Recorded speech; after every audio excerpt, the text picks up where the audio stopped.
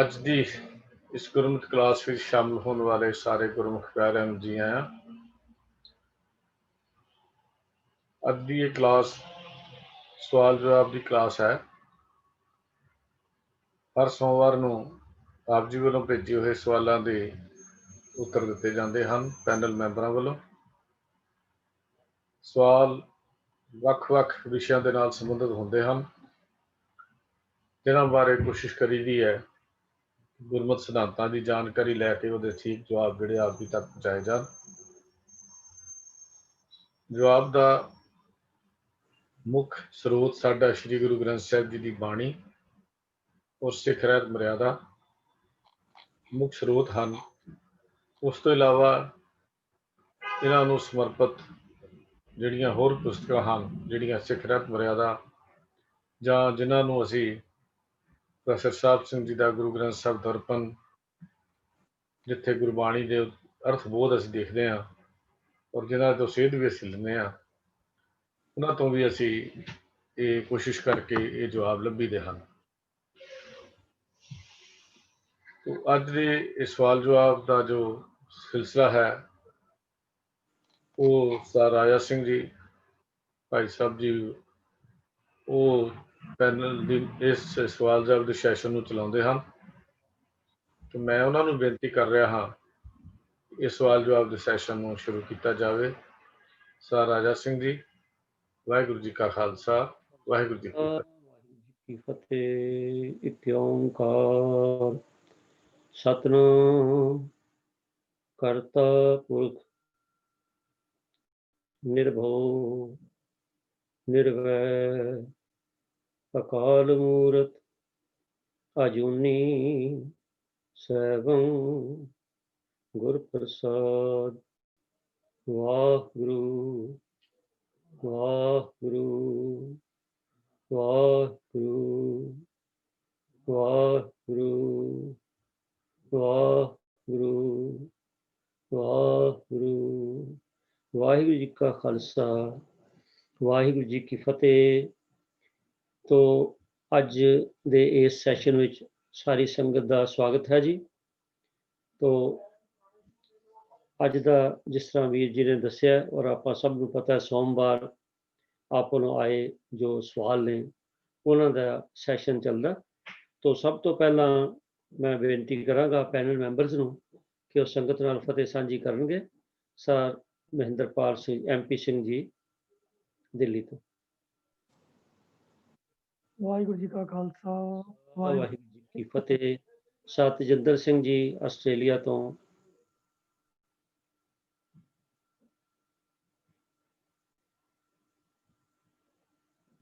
ਵਾਹਿਗੁਰੂ ਖਾਲਸਾ, ਵਾਹਿਗੁਰੂ ਜੀ ਕੀ ਫਤਿਹ। ਹਾਂਜੀ, ਪ੍ਰਿੰਸੀਪਲ ਸੁਰਿੰਦਰ ਸਿੰਘ ਜੀ।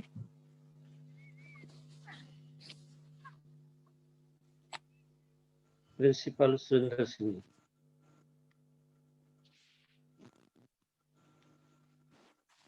ਗਿਆਨੀ ਅਮਰਪਾਲ ਸਿੰਘ ਜੀ ਅਨੰਦਪੁਰ ਸਾਹਿਬ ਤੋਂ।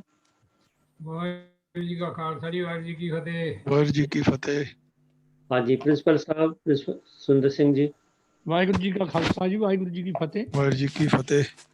ਮਨਮੋਹਨ ਸਿੰਘ ਜੀ ਜੁਆਇਨ ਕੀਤੇ ਕਿ ਨਹੀਂ ਜੀ? ਉਹਦਾ ਨਾਂ ਨਹੀਂ ਦੱਸ ਰਿਹਾ। ਮਨਮੋਹਨ ਸਿੰਘ ਜੀ ਮੇਰੇ ਖਿਆਲ ਜੁਆਇਨ ਨਹੀਂ ਕੀਤੇ ਜੀ, ਤੋ ਹੋ ਸਕਦਾ ਲੇਟਰ ਜੁਆਇਨ ਕਰ ਲੈਣਗੇ ਜੀ। ਆਪਾਂ ਜਦ ਤੱਕ ਸੈਸ਼ਨ ਸ਼ੁਰੂ ਕਰਦੇ ਹਾਂ, ਵੀਰ ਹਰਜੀਤ ਸਿੰਘ ਜੀ ਨੇ ਸੰਗਤ ਨਾਲ ਪਹਿਲੇ ਫਤਿਹ ਸਾਂਝੀ ਕੀਤੀ ਹੈ। ਤੋ ਆਓ ਸਤਸੰਗੀਓ ਆਪਾਂ ਅੱਜ ਦੇ ਵਿਸ਼ੇ ਵੱਲ ਚੱਲੀਏ। ਤੋ ਅੱਜ ਵੀ ਵੱਖ-ਵੱਖ ਵਿਸ਼ਿਆਂ ਤੇ ਜੋ ਸਾਡੇ ਕੋਲ ਸਵਾਲ ਆਏ ਨੇ ਤਾਂ ਉਹਨਾਂ ਨੂੰ ਪੈਨਲ ਮੈਂਬਰਸ ਨੇ ਸਾਰੇ ਵਿਚਾਰ ਕੇ ਆਪ ਜੀ ਦੇ ਸਾਹਮਣੇ ਅੱਜ ਅਸੀਂ ਪੇਸ਼ ਕਰਨੇ ਨੇ। ਇੱਕ ਸਵਾਲ ਕਰਕੇ ਲੈਣੇ ਹਾਂ। ਤੋ ਸਾਧ ਸੰਗਤ ਜੀ, ਸਵਾਲ ਵੱਖੋ ਵੱਖਰੇ ਵਿਸ਼ਿਆਂ ਨਾਲ ਸੰਬੰਧਿਤ ਨੇ। ਤੋ ਸਭ ਤੋਂ ਪਹਿਲਾ ਸਵਾਲ ਜਿਹੜਾ ਇਹ, ਕਿਉਂਕਿ ਗੁਰਬਾਣੀ ਅਸੀਂ ਜਿਸ ਵੇਲੇ ਪੜ੍ਹਦੇ ਹਾਂ ਔਰ ਸ੍ਰੀ ਗੁਰੂ ਗ੍ਰੰਥ ਸਾਹਿਬ ਜੀ ਦੇ ਸਹਿਜ ਪਾਠ ਵੇਲੇ ਸਾਨੂੰ ਪਤਾ ਲੱਗਦਾ ਕਿ ਕਈ ਵਾਰੀ ਜਿਹੜੇ ਅੱਖਰ ਨੇ ਉਹ ਇੱਕੋ ਜਿਹੇ ਸਪੈਲਿੰਗ ਹੁੰਦੇ ਨੇ ਪਰ ਉਹਨਾਂ ਦੇ ਅਰਥ ਵੱਖਰੇ ਹੁੰਦੇ ਨੇ, ਔਰ ਸਮਟਾਈਮ ਸਪੈਲਿੰਗ 'ਚ ਥੋੜ੍ਹਾ ਫਰਕ ਵੀ ਹੁੰਦਾ ਹੈ ਪਰ ਅਰਥ ਜਿਹੜੇ ਨੇ ਉਹ ਸੇਮ ਹੁੰਦੇ ਨੇ। ਤੋ ਉਹਦੇ 'ਚ ਬੜੇ ਧਿਆਨ ਰੱਖਣ ਦੀ ਲੋੜ ਹੈ। ਇਸੇ ਕਰਕੇ ਹਰ ਗੁਰਸਿੱਖ ਨੂੰ ਇਹ ਆਸ ਕੀਤੀ ਜਾਂਦੀ ਹੈ ਰਹਿਤ ਮਰਿਆਦਾ ਨੇ ਵਿੱਚ ਜਿਸ ਤਰ੍ਹਾਂ ਲਿਖਿਆ ਕਿ ਅਸੀਂ ਆਪੋ ਆਪਣਾ ਸਹਿਜ ਪਾਠ ਜਿਹੜਾ ਉਹ ਜਾਰੀ ਰੱਖੀਏ, ਜਿਤਨੇ ਵੀ ਸਮਾਂ ਰੋਜ਼ ਮਿਲ ਸਕੇ ਉਹ ਅਸੀਂ ਕਰੀਏ, ਸਮਝ ਕੇ ਨਾ ਹੀ ਸਹਿਜ ਪਾਠ ਸ਼ਾਇਦ ਇਸੇ ਕਰਕੇ ਰੱਖਿਆ, ਸਹਿਜੇ ਬੜੇ ਆਰਾਮ ਨਾਲ ਕਰੀਏ। ਤੋ ਇਸ ਕਰਕੇ ਬੜੇ ਧਿਆਨ ਦੇਣ ਦੀ ਲੋੜ ਹੈ। ਤੋ ਇਹੋ ਜਿਹਾ ਇੱਕ ਸਵਾਲ ਸਾਡੇ ਕੋਲ ਸਰ ਹਰਪ੍ਰੀਤ ਸਿੰਘ ਜੀ ਯੂਕੇ ਤੋਂ ਆਇਆ। ਤੋ ਸਭ ਤੋਂ ਪਹਿਲਾਂ ਤਾਂ ਮੈਂ ਉਹਨਾਂ ਤੋਂ ਖਿਮਾ ਮੰਗਦਾ ਵੀ ਸਵਾਲ ਜਿਹੜਾ ਇਹ ਕਾਫੀ ਦੇਰ ਨਾਲ ਸੀ, 2 ਹਫ਼ਤੇ ਦੇ ਦੇਰੀ ਨਾਲ ਉੱਤਰ ਦੇ ਰਹੇ ਹਾਂ।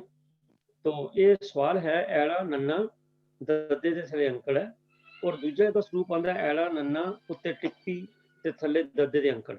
ਇਹ 2 ਤਰ੍ਹਾਂ ਦੇ ਸਰੂਪ ਜਿਹੜੇ ਨੇ ਇਹ ਗੁਰੂ ਗ੍ਰੰਥ ਸਾਹਿਬ 'ਚ ਆਉਂਦੇ ਨੇ। ਤੋ ਇਹਨਾਂ 'ਚ ਉਹਨਾਂ ਨੇ ਇਹ ਪੁੱਛਿਆ ਕਿ ਇਹਦਾ ਜਿਹੜਾ ਉਚਾਰਨ ਪੱਖ ਹੈ ਉਹ ਆਨੰਦ ਪੜ੍ਹਨਾ, ਜਿਹੜਾ ਤੇ ਟਿੱਪੀ ਵਾਲਾ ਆਨੰਦ ਪੜ੍ਹਨਾ, ਜਿਹੜਾ ਟਿੱਪੀ ਤੋਂ ਬਗੈਰ ਆਇਆ ਉਹਨੂੰ ਆਨੰਦ ਪੜ੍ਹਨਾ ਕਿ ਆਨੰਦ ਪੜ੍ਹਨਾ। ਇਹਦੇ ਬਾਰੇ ਮੈਂ ਬੇਨਤੀ ਕਰ ਰਿਹਾ ਵੀਰ ਤਜਿੰਦਰ ਸਿੰਘ ਜੀ ਨੂੰ ਕਿ ਉਹ ਇਹਦੇ ਬਾਰੇ ਚਾਨਣਾ ਪਾਉਣ। ਵਾਹਿਗੁਰੂ ਜੀ ਕਾ ਖਾਲਸਾ, ਵਾਹਿਗੁਰੂ ਜੀ ਕੀ ਫਤਿਹ।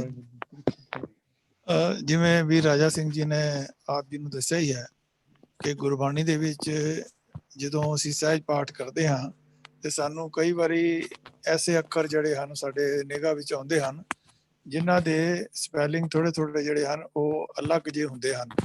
ਥੋੜਾ ਫਰਕ ਹੁੰਦਾ ਹੈ, ਕਿਤੇ ਔਂਕੜ ਨਹੀਂ ਹੁੰਦਾ, ਕਿਤੇ ਟਿੱਪੀ ਨਹੀਂ ਹੁੰਦੀ। ਤੇ ਐਸੇ ਜਿਹੜੇ ਲਫ਼ਜ਼ ਹਨ ਉਹਨਾਂ ਨੂੰ ਥੋੜਾ ਗੌਰ ਨਾਲ ਵਿਚਾਰਨ ਦੀ ਲੋੜ ਹੁੰਦੀ ਹੈ।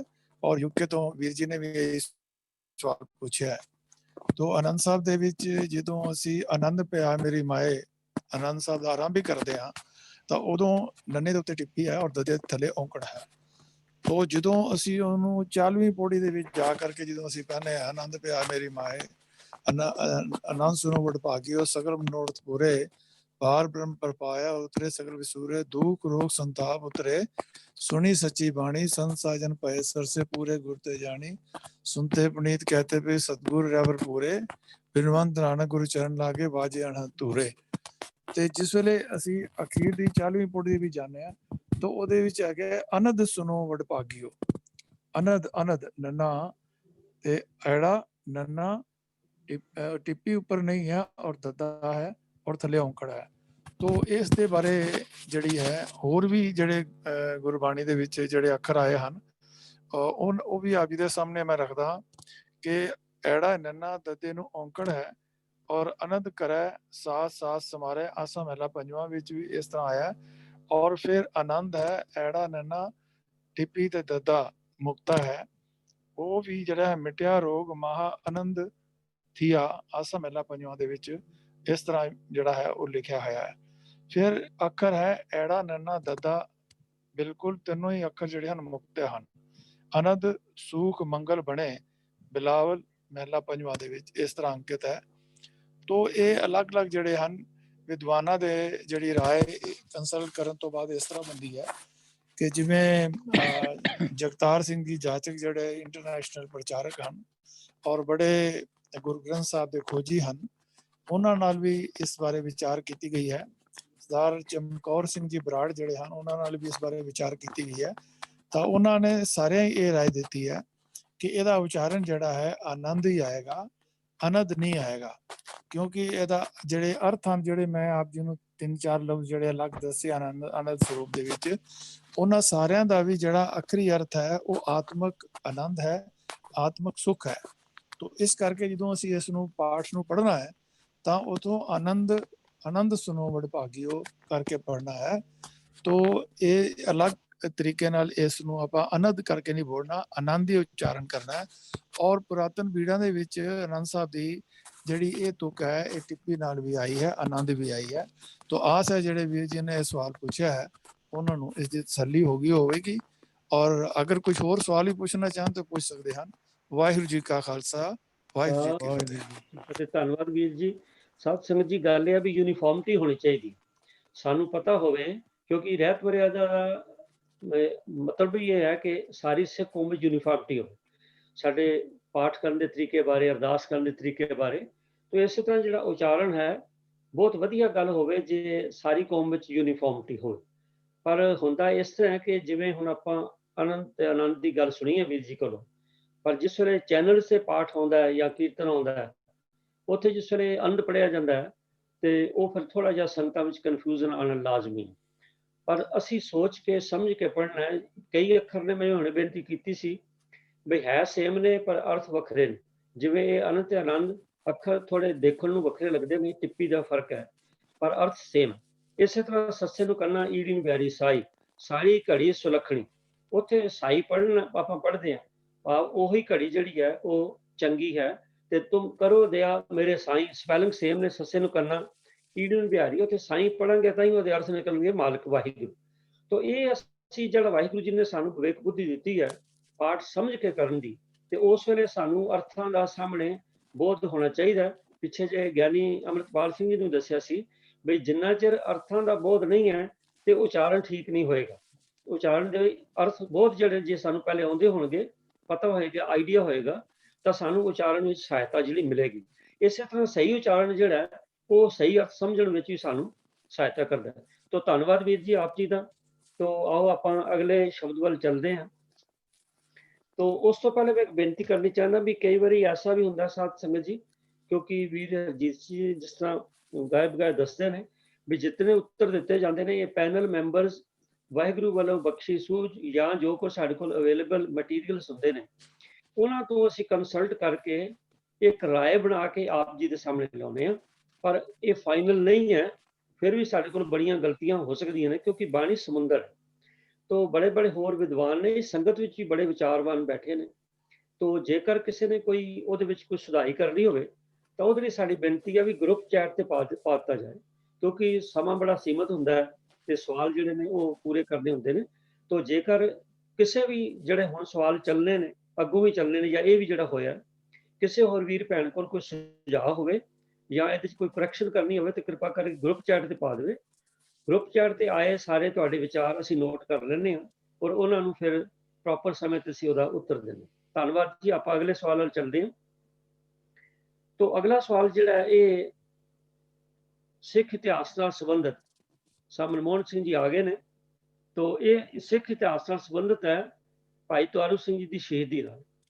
ਤਾਂ ਭੈਣ ਜੀ ਸੁਖਦੇਵ ਕੌਰ ਜੀ ਨੇ ਸਵਾਲ ਭੇਜਿਆ, ਨਾਲ ਉਹਨੇ ਇੱਕ ਵੀਡੀਓ ਵੀ ਭੇਜੀ ਹੈ ਜਿਹਦੇ 'ਚ ਇਹ ਦੱਸਿਆ ਕਿ ਭਾਈ ਤਾਰੂ ਸਿੰਘ ਜੀ ਦੇ ਖੋਪੜੀ ਉਤਰਨ ਤੋਂ ਬਾਅਦ 22 ਦਿਨ ਤੱਕ ਉਹ ਜਿਹੜੇ ਨੇ ਸਵਾਸ ਚੱਲਦੇ ਰਹੇ। ਤਾਂ ਉਸ ਤੋਂ ਬਾਅਦ ਉਹਨਾਂ ਦਾ ਜਿਹੜਾ ਸ਼ਹੀਦੀ ਹੋਈ ਹੈ, ਭਾਵ ਉਹਨਾਂ ਨੇ ਸਵਾਸ ਛੱਡੇ ਨੇ। ਤਾਂ ਇਹਦੇ ਨਾਲ ਇੱਕ ਰਿਲੇਟਡ ਜਿਹੜੀ ਹੋਰ ਗੱਲ ਹੈ ਉਹ ਕਿ ਜਿਹੜਾ ਜਿਹਨੇ ਇਹ ਆਰਡਰ ਕੀਤੇ ਸਨ ਜ਼ਕਰੀਆ ਖਾਨ, ਕਿ ਉਹਦਾ ਵੀ ਕਿਸ ਤਰ੍ਹਾਂ ਅੰਤ ਹੋਇਆ, ਇਹਦੇ ਬਾਰੇ ਪੁੱਛਣਾ ਚਾਹੁੰਦੇ ਨੇ ਵੀ ਇਹਦੇ 'ਚ ਕੀ ਅਸਲੀਅਤ ਕੀ ਹੈ ਔਰ ਪੂਰਾ ਸਾਕਾ ਕੀ ਹੈ। ਬੇਨਤੀ ਕਰਾਂਗਾ ਮਨਮੋਹਨ ਸਿੰਘ ਜੀ ਨੂੰ ਕਿ ਉਹ 8-10 ਮਿੰਟ ਦੇ ਸਮੇਂ ਵਿੱਚ ਇਹਦਾ ਉੱਤਰ ਦੇਣ ਦੀ ਕਿਰਪਾ ਕਰ।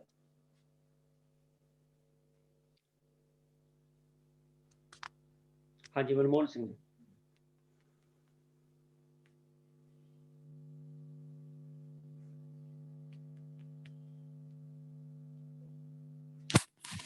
ਚਲੋ ਮਨਮੋਹਨ ਸਿੰਘ ਜੀ ਸਾਹਮਣੇ ਨਹੀਂ ਆ ਰਹੇ, ਆਪਾਂ ਅਗਲਾ ਸਵਾਲ ਲੈ ਸਕਦੇ ਹਾਂ।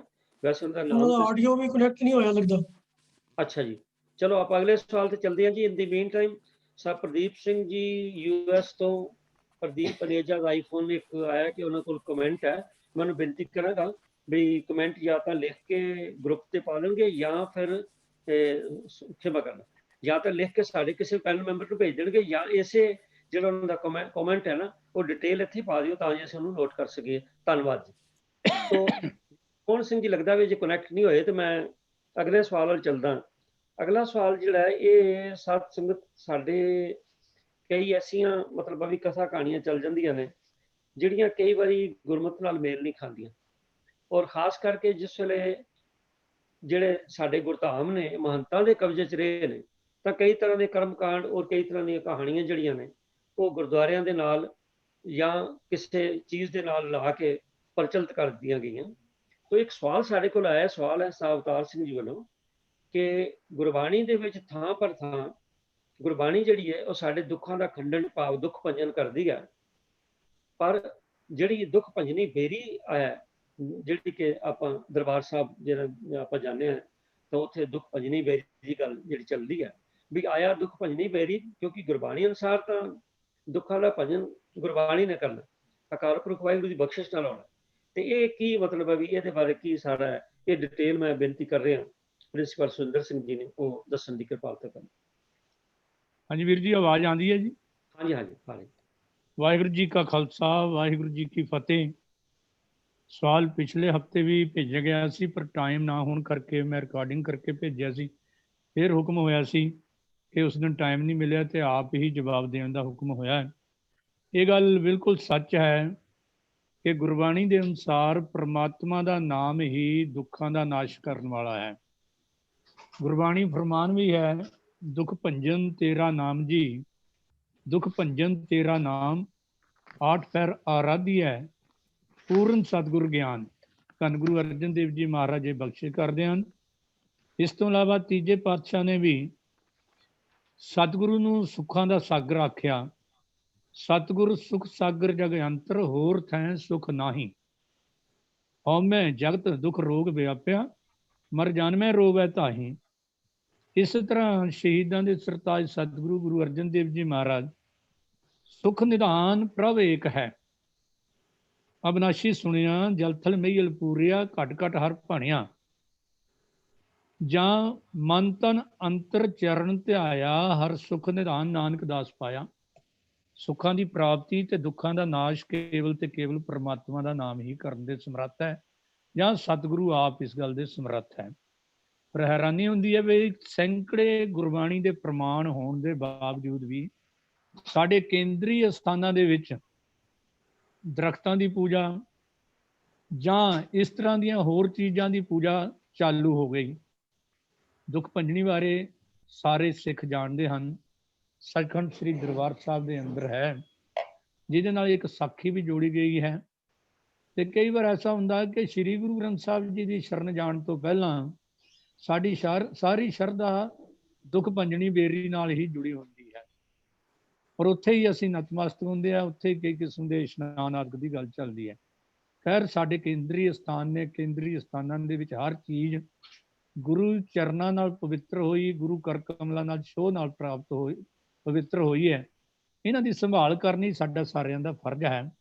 ਪਰ ਜਿੱਥੋਂ ਤੱਕ ਗੁਰਬਾਣੀ ਵਿਚਾਰਧਾਰਾ ਦਾ ਅੰਤਰ ਹੈ, ਉਹਦੇ ਵਿੱਚ ਕੋਈ ਆਂਚ ਨਹੀਂ ਆਣੀ ਚਾਹੀਦੀ ਕਿ ਗੁਰਬਾਣੀ ਕੁਝ ਹੋਰ ਕਹਿੰਦੀ ਹੋਵੇ ਤੇ ਅਸੀਂ ਕੁਝ ਹੋਰ ਕਰਦੇ ਹੋਈਏ। ਕੇਵਲ ਦੁੱਖ ਭੰਜਣੀ ਸ਼ਬਦ ਹੀ ਨਹੀਂ, ਜਿਵੇਂ ਦੁੱਖ ਭੰਜਣੀ ਸ਼ਬਦ ਦਾ ਇੱਥੇ ਸਾਡੀ ਕੁਵਰਤੋਂ ਸ਼ੁਰੂ ਹੋ ਗਈ, ਸੁਖ ਨਿਧਾਨ ਸ਼ਬਦ ਵੀ ਸਾਡੇ ਗੁਰਦੁਆਰਿਆਂ ਦੇ ਵਿੱਚ, ਡੇਰਿਆਂ ਦੇ ਵਿੱਚ ਇਹ ਸੁਖ ਨਿਧਾਨ ਬੂਟੀ ਵਾਸਤੇ, ਇੱਕ ਭੰਗ ਦੀ ਬੂਟੀ ਵਾਸਤੇ ਭੰਗ ਰਗੜ ਕੇ ਪਿਲਾਣੀ ਤੇ ਕਹਿਣਾ ਸੁਖ ਨਿਧਾਨ ਜਿਹੜਾ ਹੈ ਉਹਦੀ ਦੇਗ ਤਿਆਰ ਹੋ ਗਈ ਹੈ। ਇਸ ਤੋਂ ਇਲਾਵਾ ਗਊ ਗਰੀਬ ਲਫ਼ਜ਼, ਇੱਦਾਂ ਦੇ ਕਿੰਨੇ ਹੀ ਲਫ਼ਜ਼ ਜਿਹੜੇ ਆ ਜੇ ਵਿਚਾਰ ਕਰੀਏ ਤਾਂ ਐਸੇ ਹੋਣਗੇ ਅੱਜ ਜਿਨ੍ਹਾਂ ਦੀ ਦੁਰਵਰਤੋਂ ਕਰਕੇ ਸਾਨੂੰ ਸ਼ਬਦ ਗੁਰੂ ਤੋਂ ਦੂਰ ਕੀਤਾ ਜਾ ਰਿਹਾ ਹੈ। ਪਰ ਇਹਨਾਂ ਸ਼ਬਦਾਂ ਦਾ ਜਿਹੜਾ ਉਹ ਉੱਤਰ ਅਸੀਂ ਗੁਰਬਾਣੀ ਵਿੱਚੋਂ ਹੀ ਲੱਭਣ ਦੀ ਕੋਸ਼ਿਸ਼ ਕਰਨੀ ਹੈ। ਜੇ ਇਤਿਹਾਸ ਨੂੰ ਦੇਖਾਂਗੇ, ਜਿਸ ਤਰ੍ਹਾਂ ਵੀਰ ਜੀ ਨੇ ਦੱਸਿਆ ਹੈ ਕਿ ਇਸ ਤਰ੍ਹਾਂ ਦੀ ਮਨਮਤ, ਇਸ ਤਰ੍ਹਾਂ ਦੀਆਂ ਗੱਲਾਂ ਉਦੋਂ ਸ਼ੁਰੂ ਹੋਈਆਂ ਜਦੋਂ ਖਾਲਸਾ ਪੰਥ ਆਪਣੀ ਹੋਂਦ ਬਚਾਉਣ ਲਈ, ਜ਼ਾਲਮ ਤੇ ਜ਼ੁਲਮ ਦਾ ਨਾਸ਼ ਕਰਨ ਲਈ ਔਰ ਆਪਣੇ ਸੰਘਰਸ਼ ਨੂੰ ਗੁਰੀਲਾ ਢੰਗ ਦੇ ਨਾਲ ਚਲਾਉਣ ਲਈ ਪੰਜਾਬ ਨੂੰ ਛੱਡ ਕੇ ਜੰਗਲਾਂ, ਬੀਆਬਾਨਾਂ, ਮਾਰੂਥਲਾਂ ਵਿੱਚ ਚਲੇ ਗਏ ਸਨ।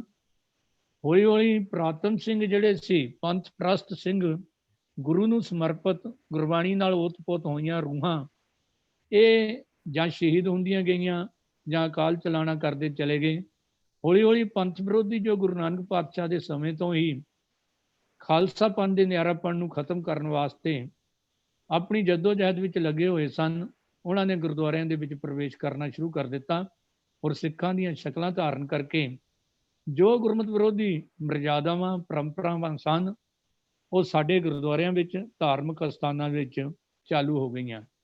ਸਰਬੰਸਦਾਨੀ ਦਸ਼ਮੇਸ਼ ਪਿਤਾ ਜੀ ਨੇ ਜੋਤੀ ਜੋਤ ਸਮਾਨ ਵੇਲੇ ਸਾਨੂੰ ਸ਼ਬਦ ਗੁਰੂ ਦੇ ਲੜ ਲਾ ਕੇ ਪੂਜਾ ਅਕਾਲ ਕੀ, ਪਰਚਾ ਸ਼ਬਦ ਕਾ, ਦੀਦਾਰ ਖਾਲਸੇ ਕਾ ਹੁਕਮ ਕੀਤਾ ਸੀ ਕਿ ਪੂਜਾ ਕੇਵਲ ਤੇ ਕੇਵਲ ਅਕਾਲ ਪੁਰਖ ਦੀ ਪੂਜਾ ਕੀਚੈ ਨਾਮ ਤੇ ਆਈਏ, ਬਿਨ ਨਾਮੇ ਪੂਜਣਾ ਹੋਏ, ਇਹ ਵਚਨ ਯਾਦ ਰੱਖਣੇ ਸੀ। ਦਰਸ਼ਨ ਖਾਲਸੇ ਦਾ ਕਰਨਾ ਸੀ, ਉਹ ਤੋਂ ਵੀ ਅਸੀਂ ਟੁੱਟ ਗਏ ਕਿਉਂਕਿ ਖਾਲਸਾ ਮੇਰੋ ਰੂਪ ਹੈ ਖਾਸ, ਇਹ ਗੱਲਾਂ ਅਸੀਂ ਭੁਲਾ ਦਿੱਤੀਆਂ। ਪਰਚਾ ਸ਼ਬਦ ਦਾ ਓਟ ਆਸਰਾ ਜਿਹੜਾ ਹਰ ਵੇਲੇ ਗੁਰਬਾਣੀ ਦਾ ਲੈਣਾ ਸੀ, ਪਰ ਇੱਕ ਪਾਸੇ ਸ਼ਬਦ ਦੀ ਪੂਜਾ ਵਾਸਤੇ ਸਾਨੂੰ ਹੁਕਮ ਸੀ, ਪਰ ਸਾਨੂੰ ਸ਼ਖਸੀਅਤਾਂ ਦੀ ਪੂਜਾ ਵਿੱਚ ਲਾ ਦਿੱਤਾ ਗਿਆ। ਸ਼ਖਸੀਅਤਾਂ ਦੀ ਮੂਰਤੀਆਂ ਦੀ ਪੂਜਾ ਵਿੱਚ ਲਾ ਦਿੱਤਾ ਗਿਆ। ਉਹਨਾਂ ਸ਼ਖਸੀਅਤਾਂ ਦੇ ਯਾਦਗਾਰਾਂ, ਖੜਾਵਾਂ, ਉਹਨਾਂ ਦੀਆਂ ਮੰਜੇ, ਕੁਰਸੀਆਂ, ਉਹਨਾਂ ਨਾਲ ਯਾਦ, ਇੱਥੋਂ ਤੱਕ ਵੀ ਲੈਬੈਟਰੀਆਂ ਦੀ ਪੂਜਾ ਵੀ, ਜਿਹੜੀ ਅੱਜ ਕੱਲ੍ਹ ਲੈਬੈਟਰੀਆਂ ਦੇ ਦਰਸ਼ਨ ਵੀ ਕਰਵਾਏ ਜਾਂਦੇ ਡੇਰਿਆਂ ਦੇ ਵਿੱਚ। ਔਰ ਪੁਰਾਤਨ ਮਰਜ਼ਾਦਾ ਸਾਡੀ ਨਿਸ਼ਾਨ ਸਾਹਿਬ ਉੱਥੋਂ ਪੁੱਟ ਦਿੱਤੇ ਗਏ ਬੜੀ ਸਾਜ਼ਿਸ਼ ਦੇ ਅਧੀਨ, ਤੇ ਨਾਲ ਨਾਲ ਲੰਗਰ ਦੀ ਮਰਜ਼ਾਦਾ ਬੰਦ ਕਰ ਦਿੱਤੀ। ਪਹਿਲਾਂ ਨਾਨਕ ਨਾਮ ਦੇ ਥੱਲੇ ਇਹ ਸੈਂਟਰ ਧਰਮ ਪ੍ਰਚਾਰ ਦੇ ਬਣਦੇ ਸੀ। ਹੌਲੀ ਹੌਲੀ ਉਹ ਨਾਨਕਸਰ ਕੱਟ ਕੇ ਹੋਰ ਸਾਧਾਂ ਸੰਤਾਂ ਦੇ ਨਾਮਾਂ ਤੇ ਈਸ਼ਰ ਸਰ, ਕਰਮ ਸਰ, ਦੂਜਾ ਸਰ, ਹੁਣ ਤਾਂ ਪਤਾ ਨਹੀਂ ਕਿੰਨੇ ਸਰ ਬਣ ਚੁੱਕੇ ਆ। ਇਹ ਸਾਡੀ ਬਦਕਿਸਮਤੀ ਹੈ ਵੀ ਖਾਲਸਾ ਪੰਥ ਇਸ ਪਾਸੇ ਵੱਲ ਧਿਆਨ ਨਹੀਂ ਦੇ ਰਿਹਾ। ਜਿੱਥੋਂ ਤੱਕ ਪੂਜਾ ਦਾ ਸੰਬੰਧ ਸੀ, ਉਹਦੇ ਮੁਕਾਬਲੇ ਤੇ ਪੂਜਾ ਵੀ ਸਾਡੇ ਵਿੱਚ, ਤੁਸੀਂ ਦੇਖੋ 10-10 ਹਜ਼ਾਰ ਗਊਆਂ ਰੱਖ ਲਈਆਂ ਸਾਡੇ ਸਿੱਖੀ ਬਾਣੇ ਵਾਲੇ ਸਿੰਘਾਂ ਨੇ। ਪਿੱਪਲਾਂ ਦੀ ਪੂਜਾ ਸਾਡੇ ਗੁਰਦੁਆਰਿਆਂ ਦੇ ਵਿੱਚ ਹੋ ਰਹੀ ਹੈ। ਕੋਈ ਸ਼ਹੀਦਾਂ ਦਾ ਨਾਂ ਦੇ ਕੇ ਕਿਤੇ ਆ ਗੁਰਦੁਆਰਾ ਗਰਨਾ ਸਾਹਿਬ ਹੈ ਹੁਸ਼ਿਆਰਪੁਰ ਜ਼ਿਲ੍ਹੇ ਦੇ ਵਿੱਚ, ਉੱਥੇ ਬਾਹਰ ਬੋਰਡ ਲਿਖਿਆ, ਅੰਦਰ ਮੱਥਾ ਬਾਅਦ ਚ ਟੇਕਦੇ ਵੀ ਗੁਰੂ ਹਰਗੋਬਿੰਦ ਸਾਹਿਬ ਨੇ ਬਚਨ ਕੀਤਾ ਸੀ, ਅਸੀਂ ਇਸ ਬੂਟੇ ਥੱਲੇ ਆ ਕੇ ਬਹਿ ਗਏ, ਜਿਹੜਾ ਇਸ ਬੂਟੇ ਦੇ ਦਰਸ਼ਨ ਕਰੇਗਾ ਤੇ ਉਹਦੇ ਜਨਮਾਂ ਜਨਮਾਂਤਰਾਂ ਦੇ ਦੁੱਖ ਕੱਟੇ ਜਾਣਗੇ। ਇਦਾਂ ਦੀ ਸ਼ਬਦਾਵਲੀ 15 ਸਾਲ ਪਹਿਲਾਂ ਮੈਂ ਉੱਥੇ ਗਿਆ ਸੀ। ਇਹ ਮਨਮਤ ਜਿਹੜੀ ਹੈ ਹੋ ਚੁੱਕੀ, ਇੱਥੋਂ ਤੱਕ ਕਿ ਮਾਲਵੇ ਦੇ ਇੱਕ ਸ਼ਹਿਰ ਦੇ ਆਪਣੀ ਮੰਜ਼ਿਲ ਵੱਲ ਨੂੰ ਵੱਧ ਰਿਹਾ ਸੀ ਤੇ ਉਹਨੇ ਦੇਖਿਆ ਸਾਹਮਣੇ 5-6 ਸਿੰਘ ਆ ਰਹੇ ਨੇ, ਅੱਗੇ ਅੱਗੇ ਪਾਣੀ ਵੀ ਛਿੜਕਾਇਆ ਜਾ ਰਿਹਾ, ਕੰਟਿਆਲ ਵੀ ਵੱਜ ਰਹੀ ਤੇ ਰਮਾਲਾ ਦੇ ਕੇ ਚੌਰ ਸਤਨਾਮ ਵਾਹਿਗੁਰੂ ਦਾ ਜਾਪ, ਉਹ ਜੁੱਤੀ ਲਾ ਕੇ ਇੱਕ ਪਾਸੇ ਖੜ ਗਿਆ। ਤੇ ਜਦੋਂ ਨੇੜੇ ਤੇ ਉਹ ਟੱਪਣ ਲੱਗੇ, ਉਹਨੇ ਕਿਹਾ ਦੀਨ ਦੁਨੀ ਦੇ ਪਾਤਸ਼ਾਹ ਗੁਰੂ ਗ੍ਰੰਥ ਸਾਹਿਬ ਜੀ ਆ ਰਹੇ ਨੇ। ਉਹਨਾਂ ਨੇ ਦੇਖਿਆ ਤਾਂ ਬਕਸਾ ਜਿਹਾ ਚੱਕਿਆ, ਖਾਲੀ ਬਕਸਾ, ਇਹਦੇ 'ਚ ਕੀ ਹੋਏਗਾ? ਅੱਗੇ ਹੋ ਕੇ ਧਿਆਨ ਨਾਲ ਪੁੱਛਿਆ ਵੀ ਇਹ ਕੀ? ਉਹ ਕਹਿਣ ਲੱਗੇ ਜੀ ਇਹ ਜੋੜਾ ਸਾਹਿਬ ਹੈ, ਇਹ 6ਵੇਂ ਪਾਤਸ਼ਾਹ ਦਾ ਜੋੜਾ, ਜੋ ਗੁਰੂ ਮਹਾਰਾਜ ਦੀਆਂ ਯਾਦਗਾਰਾਂ ਹੈ, ਉਹ ਅਜਾਇਬ ਘਰ ਦਾ ਸ਼ਿੰਗਾਰ ਬਣਨੀਆਂ ਚਾਹੀਦੀਆਂ। ਕਹਿਣ ਲੱਗੇ ਫਿਰ ਚੌਰ ਕਰਦੇ ਫਿਰ ਰਹੇ, ਕਿੱਧਰ ਚੱਲੇ ਹੋਏ ਹੋ? ਕਹਿਣ ਲੱਗੇ ਜੀ ਸਾਡੇ ਹੁਣ ਰਿਵਾਜ ਹੈ ਇਸ ਸ਼ਹਿਰ ਦੇ ਵਿੱਚ ਕਿ ਜਿਹਦਾ ਕੋਈ ਕਾਰਜ ਹੁੰਦਾ, ਇੱਕ ਦੁਕਾਨ ਦਾ ਕਰਨਾ ਸੀ ਮਹੂਰਤ, ਹੁਣ ਇਦਾਂ ਦੇ ਕੰਮਾਂ ਵਿੱਚ ਅਸੀਂ ਜੋੜਾ ਸਾਹਿਬ ਹੀ ਲੈ ਜਾਂਦੇ ਆ ਤੇ ਉੱਥੇ ਜੋੜਾ ਸਾਹਿਬ ਦਾ ਪ੍ਰਕਾਸ਼ ਕਰਕੇ, ਅਰਦਾਸ ਕਰਕੇ ਉਹਨਾਂ ਦੇ ਕਾਰਜ ਪੂਰੇ ਕਰਕੇ ਆ ਜਾਂਦੇ। ਯਾਨੀ ਕਿੱਥੋਂ ਤੱਕ ਸਾਡੇ ਹਾਲਾਤ ਨਿਗਰ ਚੁੱਕੇ ਨੇ।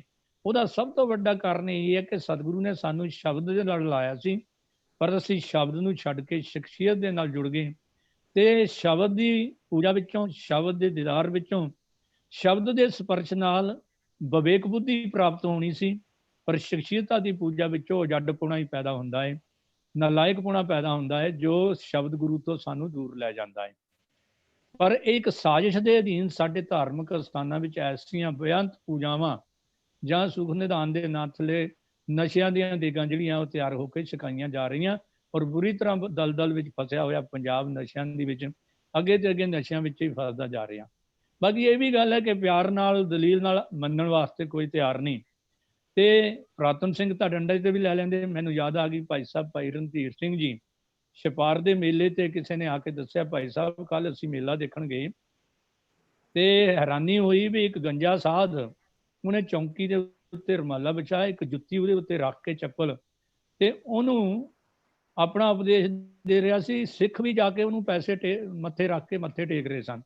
ਤੇ ਭਾਈ ਸਾਹਿਬ ਸੰਤ ਸਿਪਾਹੀ ਸੀ, ਕਹਿਣ ਲੱਗੇ ਹੁਣ ਵੀ ਕੱਲ ਦਾ ਮੇਲਾ ਹੈ ਅਜੇ, ਕੱਲ ਨੂੰ ਵੀ ਬੈਠੇਗਾ? ਕਹਿੰਦੇ ਜੀ ਬੈਠੇਗਾ, ਵੱਛ ਚੱਲ ਪਾਂਗੇ, ਦਰਸ਼ਨ ਕਰਾਂਗੇ। ਕਹਿਣ ਲੱਗੇ ਉੱਥੇ ਜਾ ਕੇ ਸੰਗਤ ਵਿੱਚ ਬਹਿ ਗਏ ਤੇ ਜਦੋਂ ਉਹਨੇ ਜੁੱਤੀ ਜਿਹੜੀ ਹੈ ਰੁਮਾਲਾ ਵਿਛਾ ਕੇ ਉੱਤੇ ਰੱਖੀ, ਆਪਣਾ ਪ੍ਰਵਚਨ ਸ਼ੁਰੂ ਕਰ ਦਿੱਤਾ ਗੰਜੇ ਸਾਧ ਨੇ ਕਿ ਭਗਤ ਜਨੋ ये सब ब्रह्म है, हम भी ब्रह्म है।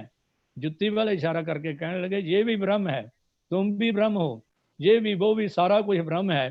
ਜਿਉਂ ਹੀ ਭਾਈ ਸਾਹਿਬ ਭਾਈ ਰਣਧੀਰ ਸਿੰਘ ਜੀ ਨੇ ਸੁਣਿਆ, ਉੱਠੇ, ਉਹ ਜੁੱਤੀ ਜਿਹੜੀ ਚੌਂਕੀ ਦੇ ਉੱਤੇ ਜੁੱਤੀ ਰੱਖੀ ਹੋਈ ਸੀ, ਚੱਪਲ ਬਾਵਾ ਲੰਬੀ, ਤੇ ਉਹਨਾਂ ਨੇ ਦੋਨੇ ਹੱਥਾਂ ਨਾਲ ਚੱਕੀ ਤੇ ਉਹਦੇ ਪਿਛਲੇ ਪਾਸੇ ਖੜ ਕੇ ਗੰਜਾ ਸਾਧ ਨੰਗੇ ਸਿਰ ਬੈਠਾ ਹੋਇਆ ਸੀ, ਲੱਤਾਂ ਚੌੜੀਆਂ ਕਰਕੇ ਪੂਰੇ ਜੋਸ਼ ਦੇ ਨਾਲ, ਜਿਵੇਂ ਨਗਾਰਾ ਵਜਾਉਂਦੇ ਨਾ ਨਿਹੰਗ ਸਿੰਘ, ਦੋਨਾਂ ਹੱਥ ਨਾਲ ਜੁੱਤੀ ਚੱਕ ਕੇ ਉਹਦੇ ਸਿਰ ਦੇ ਵਿੱਚ ਪਾੜ ਖਾੜ ਮਾਰਨੀ ਸ਼ੁਰੂ ਕਰ ਦਿੱਤੀ। ਤੇ ਅੱਗੋਂ ਸਾਧ ਕਹਿਣ ਲੱਗਾ, ਅਰੇ ਭਾਈ ਮੁਝੇ ਪੀੜ ਤੇ ਕਿਉਂ ਹੈ, ਮੁਖ ਸੇ ਬਾਤ ਕਰੀਏ। ਤੇ ਭਾਈ ਸਾਹਿਬ ਭਾਈ ਰਣਧੀਰ ਸਿੰਘ ਜੀ ਕਹਿਣ लगे, यहाँ स्वामी जी कौन किसी को पीट सकता है, ये तो ब्रह्म के साथ ब्रह्म टकरा रहा है।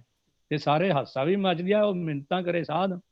ਤੇ ਅੱਜ ਜ਼ਮਾਨਾ ਜਿਹੜਾ ਹੈ ਫਿਰ ਇਦਾਂ ਦੇ ਪ੍ਰਚਾਰਕ ਹੋਣੇ ਚਾਹੀਦੇ ਜਿਹੜੇ ਬਾਤ ਦਲੀਲ ਪਿਆਰ ਦੇ ਨਾਲ। ਹੁਣ ਜੁੱਤੀ ਦੀ ਤਾਂ ਗੱਲ ਨਹੀਂ ਚੱਲ ਸਕਦੀ, ਲੋੜ ਮੁਤਾਬਕ ਜਿੱਥੇ ਲੋੜ ਪੈਂਦੀ ਉੱਥੇ ਮਹਾਰਾਜ ਨੇ ਸਾਨੂੰ ਸ਼ਸਤਰ ਵੀ ਫੜਾਇਆ, ਪਰ ਦੂਜੇ ਪਾਸੇ ਇਹ ਵੀ ਨਾਲ ਕੀਤਾ ਹੈ ਕਿ ਜਿਹੜਾ ਸ਼ਬਦ ਦਾ ਸਾਡਾ ਸ਼ਸਤਰ ਹੈ ਉਹ ਦੂਰ ਨਾ ਹੋਵੇ, ਪੜ੍ਹੇ ਲਿਖੇ ਲੋਕਾਂ ਨੂੰ ਬਦਲੀ ਢੰਗ ਨਾਲ ਸਮਝਾਇਆ ਜਾ ਸਕਦਾ ਹੈ। ਜਿੰਨੀਆਂ ਇਹ ਇਤਿਹਾਸਕ ਚੀਜ਼ਾਂ ਉਹ ਅਜਾਇਬ ਘਰਾਂ ਦਾ ਸ਼ਿੰਗਾਰ ਬਣਨੀਆਂ ਚਾਹੀਦੀਆਂ। ਜੇ ਕੋਈ ਸਾਡੇ ਪੁਰਾਤਨ ਦਰਖਤ ਨੇ, ਪੁਰਾਤਨ ਬਿਲਡਿੰਗਾਂ ਨੇ, ਉਹਨਾਂ ਨੂੰ ਬਿਲਕੁਲ ਠੀਕ ਠਾਕ ਹੋਂਦ ਵਿੱਚ ਰੱਖ ਕੇ ਉਹਨਾਂ ਦੀ ਜਿਹੜੀ ਹਮੇਸ਼ਾ ਹੀ ਇਹ ਹਿਫਾਜ਼ਤ ਜਿਹੜੀ ਹੈ ਉਹ ਸਾਨੂੰ ਕਰਕੇ ਯਾਦਗਾਰਾਂ ਕਾਇਮ ਰੱਖਣੀਆਂ ਚਾਹੀਦੀਆਂ।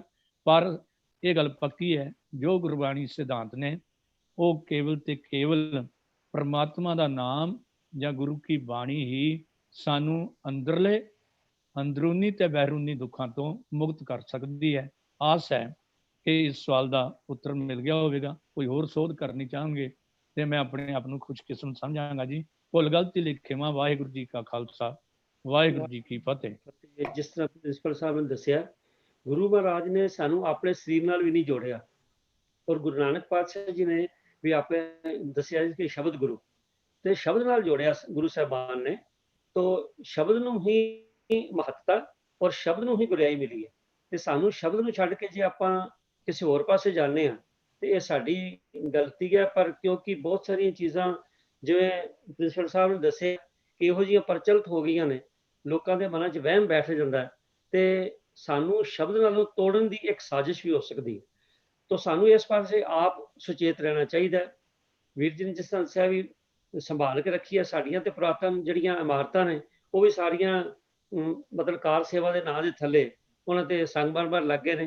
ਪੁਰਾਣੇ ਜਿਹੜੇ ਇਤਿਹਾਸਕ ਸਰੋਤ ਨੇ ਉਹ ਤੇ ਖਤਮ ਹੁੰਦੇ ਜਾ ਰਹੇ ਨੇ, ਤੇ ਜਿਹੜੇ ਅਸਲ ਸਰੋਤ ਸਾਂਭਣ ਵਾਲੇ ਨੇ ਉਹਨਾਂ ਵੱਲ ਧਿਆਨ ਨਹੀਂ ਹੈ ਸਾਡਾ।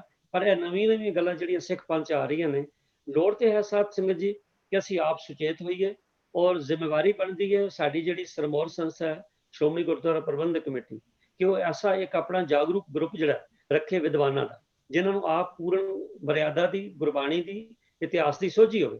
ਤੇ ਉਹ ਅਗਰ ਕੋਈ ਐਸੀ ਗੱਲ ਦੇਖਣ ਬਈ ਇੱਥੇ ਇਹ ਕੋਈ ਮਰਿਆਦਾ ਤੋਂ ਉਲਟ ਜਾਂ ਗੁਰਮਤਿ ਤੋਂ ਉਲਟ ਗੱਲ ਹੋ ਰਹੀ ਹੈ, ਤਾਂ ਉਹਨਾਂ ਨੂੰ ਉਹਦੇ ਬਾਰੇ, ਕਿਉਂਕਿ ਬੜੀ ਵੱਡੀ ਸੰਸਥਾ ਸਾਡੀ ਔਰ ਸਰਵ ਪ੍ਰਵਾਨਿਤ ਸੰਸਥਾ ਹੈ, ਉਹਨੂੰ ਅਸਲ 'ਚ ਇਹਦੀ ਜ਼ਿੰਮੇਵਾਰੀ ਬਣਦੀ ਹੈ ਕਿ ਇਹੋ ਜਿਹੀਆਂ ਚੀਜ਼ਾਂ ਤੇ ਚੈੱਕ ਰੱਖਣ।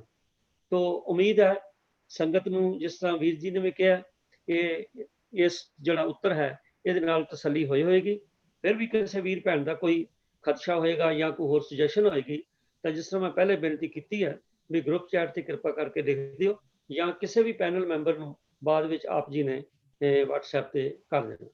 ਤੋ ਮੈਂ ਇੱਕ ਵਾਰੀ ਫੇਰ ਪ੍ਰਦੀਪ ਸਿੰਘ ਜੀ ਅਨੇਜਾ ਉਹਨਾਂ ਨੂੰ ਬੇਨਤੀ ਕਰਾਂਗਾ ਕਿ ਉਹਨਾਂ ਲਿਖਿਆ ਕਿ ਉਹਨਾਂ ਕੋਲ ਕੋਈ ਕਮੈਂਟ ਹੈ ਆਨੰਦ ਜਾਂ ਆਨੰਦ ਤੇ, ਤਾਂ ਉਹ ਕਿਰਪਾ ਕਰਕੇ ਜਾਂ ਤਾਂ ਗਰੁੱਪ ਚੈਟ ਤੇ ਲਿਖ ਦੇਣ ਜਾਂ ਫਿਰ ਕਿਸੇ ਵੀ ਪੈਨਲ ਮੈਂਬਰ ਨੂੰ ਲਿਖ ਕੇ ਭੇਜ ਦੇਣ। ਤੋ ਆਓ ਸਾਧ ਸੰਗਤ ਜੀ ਅਗਲੇ ਸਵਾਲ ਵੱਲ ਚੱਲਦੇ ਹਾਂ। ਵੀਰ ਮਨਮੋਹਨ ਸਿੰਘ ਜੀ ਦਾ ਕਨੈਕਸ਼ਨ ਠੀਕ ਨਹੀਂ ਹੈ, ਪਰ ਉਹਨਾਂ ਨੇ ਵਾਇਸ ਰਿਕਾਰਡ ਕਰਕੇ ਭੇਜ ਦਿੱਤੀ ਹੈ ਕਿ ਭਾਈ ਤਾਰੂ ਸਿੰਘ ਜੀ ਦੀ ਜਿਸ ਵੇਲੇ ਸ਼ਹੀਦੀ ਹੋਈ ਹੈ, ਉਸ ਤੋਂ ਬਾਅਦ ਜਿਸ ਤਰ੍ਹਾਂ ਇਹ ਮਿਲਦਾ ਕਿ ਇੰਨੇ ਦਿਨ ਉਹ ਆਪਣੇ ਰਹੇ, ਤੇ ਉਹਦੇ ਦੌਰਾਨ ਕੀ ਵਰਤਿਆ, ਮੈਂ ਉਹਨਾਂ ਦੀ ਜਿਹੜੀ ਹੈਗੀ ਹੈ ਉਹ ਮੈਂ ਆਪ ਜੀ ਨੂੰ ਸੁਣਾ ਰਿਹਾ। ਖਾਲਸਾ ਵਾਹਿਗੁਰੂ ਜੀ ਕੀ ਫਤਿਹ। ਅੱਜ ਦੀ ਗੁਰਮੁਖ ਕਲਾਸ ਵਿੱਚ ਹਾਜ਼ਰ ਕਰ ਰਹੇ ਸਾਹਿਬੋ ਗੁਰਮੁਖ ਵੀਰੋ, ਸਤਸੰਗੀ ਜਨੋ, ਜਿਵੇਂ ਕਿ ਸਵਾਲ ਜੋ ਹੈ ਵੀਰ ਜੀ ਨੇ ਪੜ੍ਹਿਆ ਹੈ ਕਿ ਭਾਈ ਤਾਰੂ ਸਿੰਘ ਜੀ ਦਾ ਜਦੋਂ ਖੋਪਰ ਲਾ ਦਿੱਤਾ ਗਿਆ ਤਾਂ ਉਸ ਤੋਂ ਬਾਅਦ ਉਹ 22 ਦਿਨ ਜੀਵਤ ਰਹੇ ਅਤੇ ਜ਼ਕਰੀਆ ਖਾਨ ਬਹਾਦਰ ਦੇ ਸਿਰ ਵਿੱਚ, ਕਿਉਂਕਿ ਉਸ ਨੂੰ ਪਿਸ਼ਾਬ ਦਾ ਰੋਕਾ ਹੋ ਗਿਆ ਸੀ, ਤੇ ਉਹਦੇ ਸਿਰ ਵਿੱਚ ਜੋ ਭਾਈ ਤਾਰੂ ਸਿੰਘ ਜੀ ਦੀਆਂ ਜੁੱਤੀਆਂ ਵੱਜਦੀਆਂ ਰਹੀਆਂ। ਕੀ ਇਹ ਸੱਚ ਹੈ? ਜਿਨ੍ਹਾਂ ਨੇ ਸਵਾਲ ਭੇਜਿਆ ਉਹ ਦੱਸ ਰਹੇ ਨੇ ਕਿ ਉਹਨਾਂ ਨੇ YouTube ਦੇ ਉੱਤੇ ਕੋਈ ਵੀਡੀਓ ਦੇਖੀ ਹੈ। ਸੱਚ ਵਿੱਚ ਭਾਈ ਤਾਰੂ ਸਿੰਘ ਜੀ ਸਿੱਖ ਧਰਮ ਦੇ ਸ਼ਹੀਦਾਂ ਦੇ ਵਿੱਚੋਂ ਚਮਕਦੇ ਸਿਤਾਰੇ ਹਨ, ਜਿਨ੍ਹਾਂ ਨੇ ਗੁਰੂ ਨਾਨਕ ਪਾਤਸ਼ਾਹ ਦੇ ਪਾਵਨ ਬਚਨ, ਜੋ ਭਾਈ ਮਰਦਾਨਾ ਜੀ ਨੂੰ ਸਤਿਗੁਰਾਂ ਨੇ ਸਭ ਤੋਂ ਪਹਿਲਾਂ ਬਚਨ ਕੀਤੇ ਸਨ ਕਿ ਕੇਸ ਨਹੀਂ ਕਟਾਉਣੇ, ਅੰਮ੍ਰਿਤ ਵੇਲੇ ਪਿਛਲ ਰਾਤ ਜਾਗਣਾ, ਆਏਗੇ ਦੀ ਸੇਵਾ ਕਰਨੀ, ਉਹ ਜੋ ਬਚਨ ਸਨ ਉਹਨਾਂ ਨੂੰ ਸਿਰ ਮੱਥੇ ਮੰਨਦੇ ਹੋਏ ਕੌਮ ਦੇ ਮਹਾਨ ਸਿਧਾਂਤ ਜੋ ਸਾਡਾ ਨਿਰਾਲਾਪਨ ਹੈ ਉਸ ਨੂੰ ਜੀਵਤ ਰੱਖਦੇ ਹੋਏ ਆਪਣੀ ਸ਼ਹਾਦਤ ਦਿੱਤੀ ਹੈ।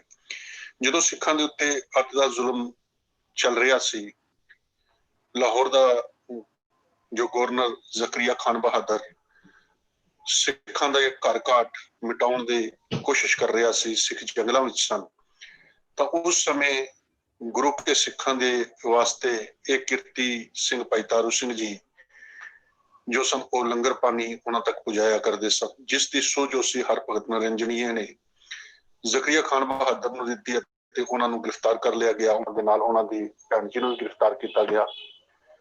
ਗੁਰੂ ਕੇ ਸਿੰਘਾਂ ਵੱਲੋਂ ਜੋ ਸੀ ਉਪਰਾਲੇ ਕਰਕੇ ਜੋ ਸਰਕਾਰ ਦੀ ਸ਼ਰਤ ਰੱਖੀ ਗਈ ਸੀ ਉਹਦੇ ਨਾਲ ਉਹਨਾਂ ਦੇ ਭੈਣ ਜੀ ਜੋ ਸਨ ਉਹਨਾਂ ਨੂੰ ਇਤਿਹਾਸ ਦਸਤਾ ਰਿਹਾ ਕਰਵਾ ਲਿਆ ਗਿਆ।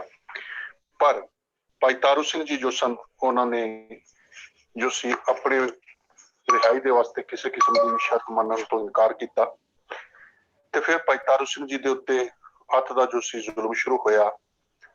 ਉਹਨਾਂ ਨੂੰ ਜੋ ਸੀ ਸ਼ਰਤ ਰੱਖੀ ਗਈ ਕਿ ਤੁਸੀਂ ਇਸਲਾਮ ਕਬੂਲ ਕਰ ਲਵੋ, ਪਰ ਉਹਨਾਂ ਨੇ ਸਾਫ਼ ਇਨਕਾਰ ਕਰ ਦਿੱਤਾ ਕਿ ਜੇ ਮੌਤ ਨੇ ਆਉਣਾ ਹੀ ਆਉਣਾ ਹੈ ਤੇ ਫਿਰ ਬੇਦੀਨ ਹੋ ਕੇ ਕਿਉਂ ਮਰੀਏ। ਤਾਂ ਆਖਰ ਜੋ ਉਹਨਾਂ ਨੂੰ ਸਜ਼ਾ ਦਿੱਤੀ ਗਈ ਕਿ ਭਾਈ ਜੇ ਕਦੇ ਇਸ ਨੂੰ ਆਪਣੀ ਸਿੱਖੀ ਦੇ ਉੱਤੇ ਦਾ ਇੰਤਨਾ ਮਾਣ ਹੈ ਤਾਂ ਇਸ ਦੇ ਕੇਸ ਕਤਲ ਕਰ ਦਿੱਤੇ ਜਾਣ। ਜ਼ਕਰੀਆ ਖਾਨ ਬਹਾਦਰ ਦਾ ਜੋ ਹੁਕਮ ਸੀ ਅਤੇ ਉਸ ਵੇਲੇ ਜੋ ਮੁਖਬਰ ਤੇ ਪੰਥ ਦੁਖੀ ਸਨ ਉਹ ਵੀ ਚਾਹੁੰਦੇ ਸਨ ਕਿ ਸਿੱਖ ਨੂੰ ਜੇ ਕਦੇ ਕੇਸ ਕਤਲ ਕਰ ਦਿੱਤੇ ਜਾਣ ਤੇ ਇਹ ਜੀਵਤ ਮਰ ਜਾਵੇਗਾ ਤੇ ਇਸ ਦੇ ਨਾਲ ਜੋ ਸੀ ਸਿੱਖਾਂ ਦਾ ਮੁਰਾਰ ਜੋ ਹੈ ਉਹ ਡਿੱਗੇਗਾ, ਹੌਸਲਾ ਟੁੱਟੇਗਾ ਬਾਕੀ ਸਿੱਖਾਂ ਦਾ। ਪਰ ਭਾਈ ਤਾਰੂ ਸਿੰਘ ਜੀ ਨੇ ਬਿਲਕੁਲ ਜੋ ਸੀ ਮੌਤ ਨੂੰ ਕਬੂਲ ਕਰ ਲਿਆ ਕਿ ਮੈਂ ਕੇਸ ਕਤਲ ਕਰਾ ਕੇ ਇਸਲਾਮ ਵਿੱਚ ਸ਼ਾਮਲ ਨਹੀਂ ਹੋ ਸਕਦਾ। ਤਾਂ ਉਸ ਵੇਲੇ ਜ਼ਕਰੀਆ ਖਾਨ ਬਹਾਦਰ ਨੇ ਹੁਕਮ ਲਾਗੂ ਕਰ ਦਿੱਤਾ ਇਸ ਤੇ ਕੇਸ ਕਤਲ ਕਰ ਦਿੱਤੇ ਜਾਣ। ਤਾਂ ਫਿਰ ਭਾਈ ਤਾਰੂ ਸਿੰਘ ਜੀ ਨੇ ਜਦੋਂ ਇੱਕਦਮ ਕਿਹਾ ਕਿ ਖਬਰਦਾਰ ਕੋਈ ਮੇਰੇ ਕੇਸਾਂ ਨੂੰ ਹੱਥ ਲਾਵੇ, ਤਾਂ ਫਿਰ ਉਸ ਜ਼ਾਲਮ ਜ਼ਕਰੀਆ ਖਾਨ ਬਹਾਦਰ ਦਾ ਹੁਕਮ ਸੀ ਕਿ ਜੇ ਕਦੇ ਇਹ ਆਪਣੇ ਕੇਸਾਂ ਨੂੰ ਇੰਨਾ ਪਿਆਰ ਕਰਦਾ ਹੈ, ਕੇਸ ਕਤਲ ਨਹੀਂ ਕਰਨ ਦਿੰਦਾ, ਤੇ ਫਿਰ ਇਸ ਦਾ ਖੋਪਰ ਹੀ ਕੇਸਾਂ ਸਣੇ ਲਾ ਦਿੱਤਾ ਜਾਵੇ। ਆਪ ਕੇਵਲ ਕੇਸਾਂ ਦੀ ਗੱਲ ਨਹੀਂ, ਇਹਦਾ ਖੋਪਰ ਹੀ ਲਾ ਦਿੱਤਾ ਜਾਵੇ। ਤਾਂ ਇਤਿਹਾਸ ਇਸ ਗੱਲ ਦੀ ਗਵਾਹੀ ਭਰਦਾ ਹੈ। ਜਿਤਨੇ ਵੀ ਪੁਰਾਤਨ ਸਾਡੇ ਕੋਲ ਸਰੋਤ ਨੇ, ਚਾਹੇ ਉਹ ਵਿਦੇਸ਼ੀ ਜੋ ਲੋਕੀ ਸਨ ਉਹਨਾਂ ਨੇ ਆ ਕੇ ਇੱਥੇ ਇਤਿਹਾਸ ਨੂੰ ਲਿਖਿਆ ਹੈ, ਜਾਂ ਸਾਡੇ ਆਪਣੇ ਜਿੰਨੇ ਵੀ ਸਰੋਤ ਨੇ ਪੁਰਾਤਨ ਗੁਰਸਿੱਖਾਂ ਨੇ ਲਿਖੇ ਨੇ, ਉਹਦੇ ਵਿੱਚ ਪ੍ਰਾਚੀਨ ਪੰਥ ਪ੍ਰਕਾਸ਼ ਵੀ ਹੈ, ਨਵੀਨ ਪੰਥ ਪ੍ਰਕਾਸ਼ ਵੀ ਹੈ, ਪ੍ਰਿੰਸੀਪਲ ਗੰਗਾ ਸਿੰਘ ਜੀ, ਸਤਬੀਰ ਸਿੰਘ ਜੀ, ਹੋਰ ਜਿੰਨੇ ਵੀ ਇਤਿਹਾਸਕਾਰ ਨੇ ਸਾਰਿਆਂ ਨੇ ਇੱਕ ਰਾਏ ਦੇ ਨਾਲ ਇਸ ਗੱਲ ਨੂੰ ਲਿਖਿਆ ਹੈ ਕਿ ਭਾਈ ਤਾਰੂ ਸਿੰਘ ਜੀ ਦਾ ਖੋਪਰ ਜੋ ਸੀ ਉਹ ਕੇਸਾਂ ਸਣੇ ਜੋ ਸੀ ਵਕ ਕਰ ਦਿੱਤਾ ਗਿਆ। ਭਾਈ ਤਾਰੂ ਸਿੰਘ ਜੀ ਨੇ ਸ਼ਹਾਦਤ ਵੇਲੇ ਜ਼ਕਰੀਆ ਖਾਨ ਬਹਾਦਰ ਨੂੰ ਇੱਕ ਗੱਲ ਕਹੀ ਸੀ ਕਿ ਮੈਂ ਤਾਂ ਸਿੱਖੀ ਸਿਦਕ ਜੋ ਹੈ ਕੇਸਾਂ ਸਵਾਸਾਂ ਨਾਲ ਨਿਭਾ ਕੇ ਚਲਿਆ, ਪਰ ਤੂੰ ਯਾਦ ਰੱਖੀ ਤੂੰ ਸਿੱਖਾਂ ਦੀ ਖਾਲਸੇ ਦੀ ਜੁੱਤੀ ਅੱਗੇ ਜਾਵੇਂਗਾ, ਤੈਨੂੰ ਜੁੱਤੀ ਅੱਗੇ ਲਾ ਕੇ ਜਾਵਾਂਗੇ। ਤੇ ਇਤਿਹਾਸ ਦੇ ਅੰਦਰ ਇਹ ਗਵਾਹੀ ਲੱਭਦੀ ਹੈ ਕਿ ਜ਼ਕਰੀਆ ਖਾਨ ਬਹਾਦਰ ਨੂੰ ਉਸੇ ਦਿਨ ਜੋ ਸੀ ਉਹ ਪਿਸ਼ਾਬ ਦਾ ਬੰਨ ਪੈ ਗਿਆ। ਬਹੁਤ ਤਕਲੀਫ ਉਸ ਨੂੰ ਜੋ ਸੀ ਮਹਿਸੂਸ ਹੋ ਰਹੀ ਸੀ, ਤੜਪ ਰਿਹਾ ਸੀ। ਤਾਂ ਉਸ ਨੇ ਭਾਈ ਸੁਬੇਗ ਸਿੰਘ ਜੀ ਉਹਨਾਂ ਰਾਹੀਂ ਪੰਥ ਦੇ ਕੋਲ ਜੋ ਸੀ ਇੱਕ ਬੇਨਤੀ ਭੇਜੀ ਕਿ ਮੈਨੂੰ ਮਾਫ ਕਰ ਲਿਆ ਜਾਵੇ, ਮੈਂ ਜ਼ੁਲਮ ਜੋ ਕੀਤਾ ਹੈ। ਤਾਂ ਉਸ ਵੇਲੇ ਜੋ ਪੰਥਕ ਆਗੂ ਸਨ, ਇਤਿਹਾਸ ਦੇ ਵਿੱਚ ਇਹ ਵੀ ਹਵਾਲਾ ਲੱਭਦਾ ਹੈ ਕਿ ਦਲ ਖਾਲਸਾ ਦੇ ਜੋ ਕੋਈ ਆਗੂ ਸਨ ਉਹਨਾਂ ਦੇ ਕੋਲ ਭਾਈ ਸੁਬੇਗ ਸਿੰਘ ਜੀ ਗਏ ਤੇ ਉਹਨਾਂ ਨੇ ਇੱਕ ਗੱਲ ਕਹੀ ਕਿ ਇਸ ਜ਼ਕਰੀਆ ਖਾਨ ਬਹਾਦਰ ਨੂੰ ਜੋ ਭਾਈ ਤਾਰੂ ਸਿੰਘ ਜੀ ਦੇ ਵਚਨ ਨੇ ਕਿ ਖਾਲਸੇ ਦੀ ਜੁੱਤੀ ਅੱਗੇ ਲੱਗ ਕੇ ਇਸ ਨੂੰ ਜਾਣਾ ਹੈ, ਇਸ ਨੂੰ ਜੁੱਤੀ ਅੱਗੇ ਲਾ ਕੇ ਜਾਵਾਂਗੇ, ਇਹਦੇ ਸਿਰ ਵਿੱਚ ਜੇ ਕਦੇ ਭਾਈ ਤਾਰੂ ਸਿੰਘ ਜੀ ਦੀ ਜੁੱਤੀ ਮਾਰੀ ਜਾਵੇ ਤਾਂ ਇਸ ਨੂੰ ਆਰਾਮ ਲੱਭ ਸਕਦਾ ਹੈ। ਇਤਿਹਾਸਕ ਜਿੰਨੇ ਵੀ ਹਵਾਲੇ ਨੇ ਸਾਰੇ ਇਸ ਗੱਲ ਨੂੰ ਲਿਖਦੇ ਨੇ ਕਿ ਫਿਰ ਭਾਈ ਤਾਰੂ ਸਿੰਘ ਜੀ ਦੀ ਜੁੱਤੀ ਜ਼ਕਰੀਆ ਖਾਨ ਬਹਾਦਰ ਦੇ ਸਿਰ ਵਿੱਚ ਮਾਰਨੀ ਸ਼ੁਰੂ ਕੀਤੀ ਗਈ। ਥੋੜਾ ਥੋੜਾ ਉਸ ਨੂੰ ਜੋ ਸੀ ਉਸ ਦੇ ਨਾਲ ਆਰਾਮ ਲੱਭਦਾ ਰਿਹਾ ਤੇ ਇਤਿਹਾਸ ਨੇ ਇਹ ਗੱਲ ਲਿਖੀ ਕਿ 22 ਦਿਨਾਂ ਦੇ ਬਾਅਦ ਜ਼ਕਰੀਆ ਖਾਨ ਬਹਾਦਰ ਜੋ ਸੀ ਉਹ ਆਪਣੇ ਪਾਪਾਂ ਦੀ ਸਜ਼ਾ ਭੁਗਤਦਾ ਹੋਇਆ ਸੰਸਾਰ ਦੇ ਵਿੱਚੋਂ ਚੜ੍ਹਾਈ ਕਰ ਗਿਆ ਤੇ ਉਸੇ ਦਿਨ ਹੀ ਭਾਈ ਤਾਰੂ ਸਿੰਘ ਜੀ ਦੀ ਜੋ ਹੈ ਉਹ ਵੀ ਸ਼ਹਾਦਤ ਹੁੰਦੀ ਹੈ। ਪੰਥ ਪ੍ਰਕਾਸ਼, ਪ੍ਰਾਚੀਨ ਪੰਥ ਪ੍ਰਕਾਸ਼ ਵਿੱਚ ਹੈ, ਜਿਮ ਜਿਮ ਸਿੰਘ ਤੁਰਕ ਸਤਾਵੇਂ, ਤਿਮ ਤਿਮ ਸਿੰਘ ਸਿਰ ਲਾਲੀ ਆਵੇ, ਕਿ ਜਿਵੇਂ ਜਿਵੇਂ ਭਾਈ ਤਾਰੂ ਸਿੰਘ ਜੀ ਦੇ ਉੱਤੇ ਜ਼ੁਲਮ ਕੀਤਾ ਜਾ ਰਿਹਾ ਸੀ, ਖੋਪਰ ਲਾਇਆ ਜਾ ਰਿਹਾ ਸੀ, ਉਹਨਾਂ ਦੇ ਚਿਹਰੇ ਦੇ ਉੱਤੇ ਲਾਲੀ ਸੀ ਕਿ ਮੈਂ ਆਪਣੇ ਗੁਰੂ ਪ੍ਰਤੀ ਵਫਾਦਾਰੀ ਦੇ ਨਾਲ ਕੇਸਾਂ ਸਵਾਸਾਂ ਨਾਲ ਆਪਣੀ ਸਿੱਖੀ ਜੋ ਨਿਭਾ ਰਿਹਾ ਹਾਂ। ਅੱਜ ਦਿਨ ਤੱਕ ਉਹ ਇੱਕ ਇਹੋ ਜਿਹੇ ਸ਼ਹੀਦ ਨੇ ਜਿਨ੍ਹਾਂ ਨੂੰ ਅਰਦਾਸ ਦੇ ਵਿੱਚ ਅਸੀਂ ਚੇਤੇ ਕਰਦੇ ਹਾਂ ਕਿ ਜਿਨ੍ਹਾਂ ਸਿੰਘਾਂ ਨੇ ਆਪਣੇ ਖੋਪਰ ਲੁਹਾਏ ਨੇ ਸਿੱਖੀ ਵਾਸਤੇ। ਉਹ ਸਾਡੇ ਵਾਸਤੇ ਇੱਕ ਮਾਰਗਦਰਸ਼ਕ ਨੇ।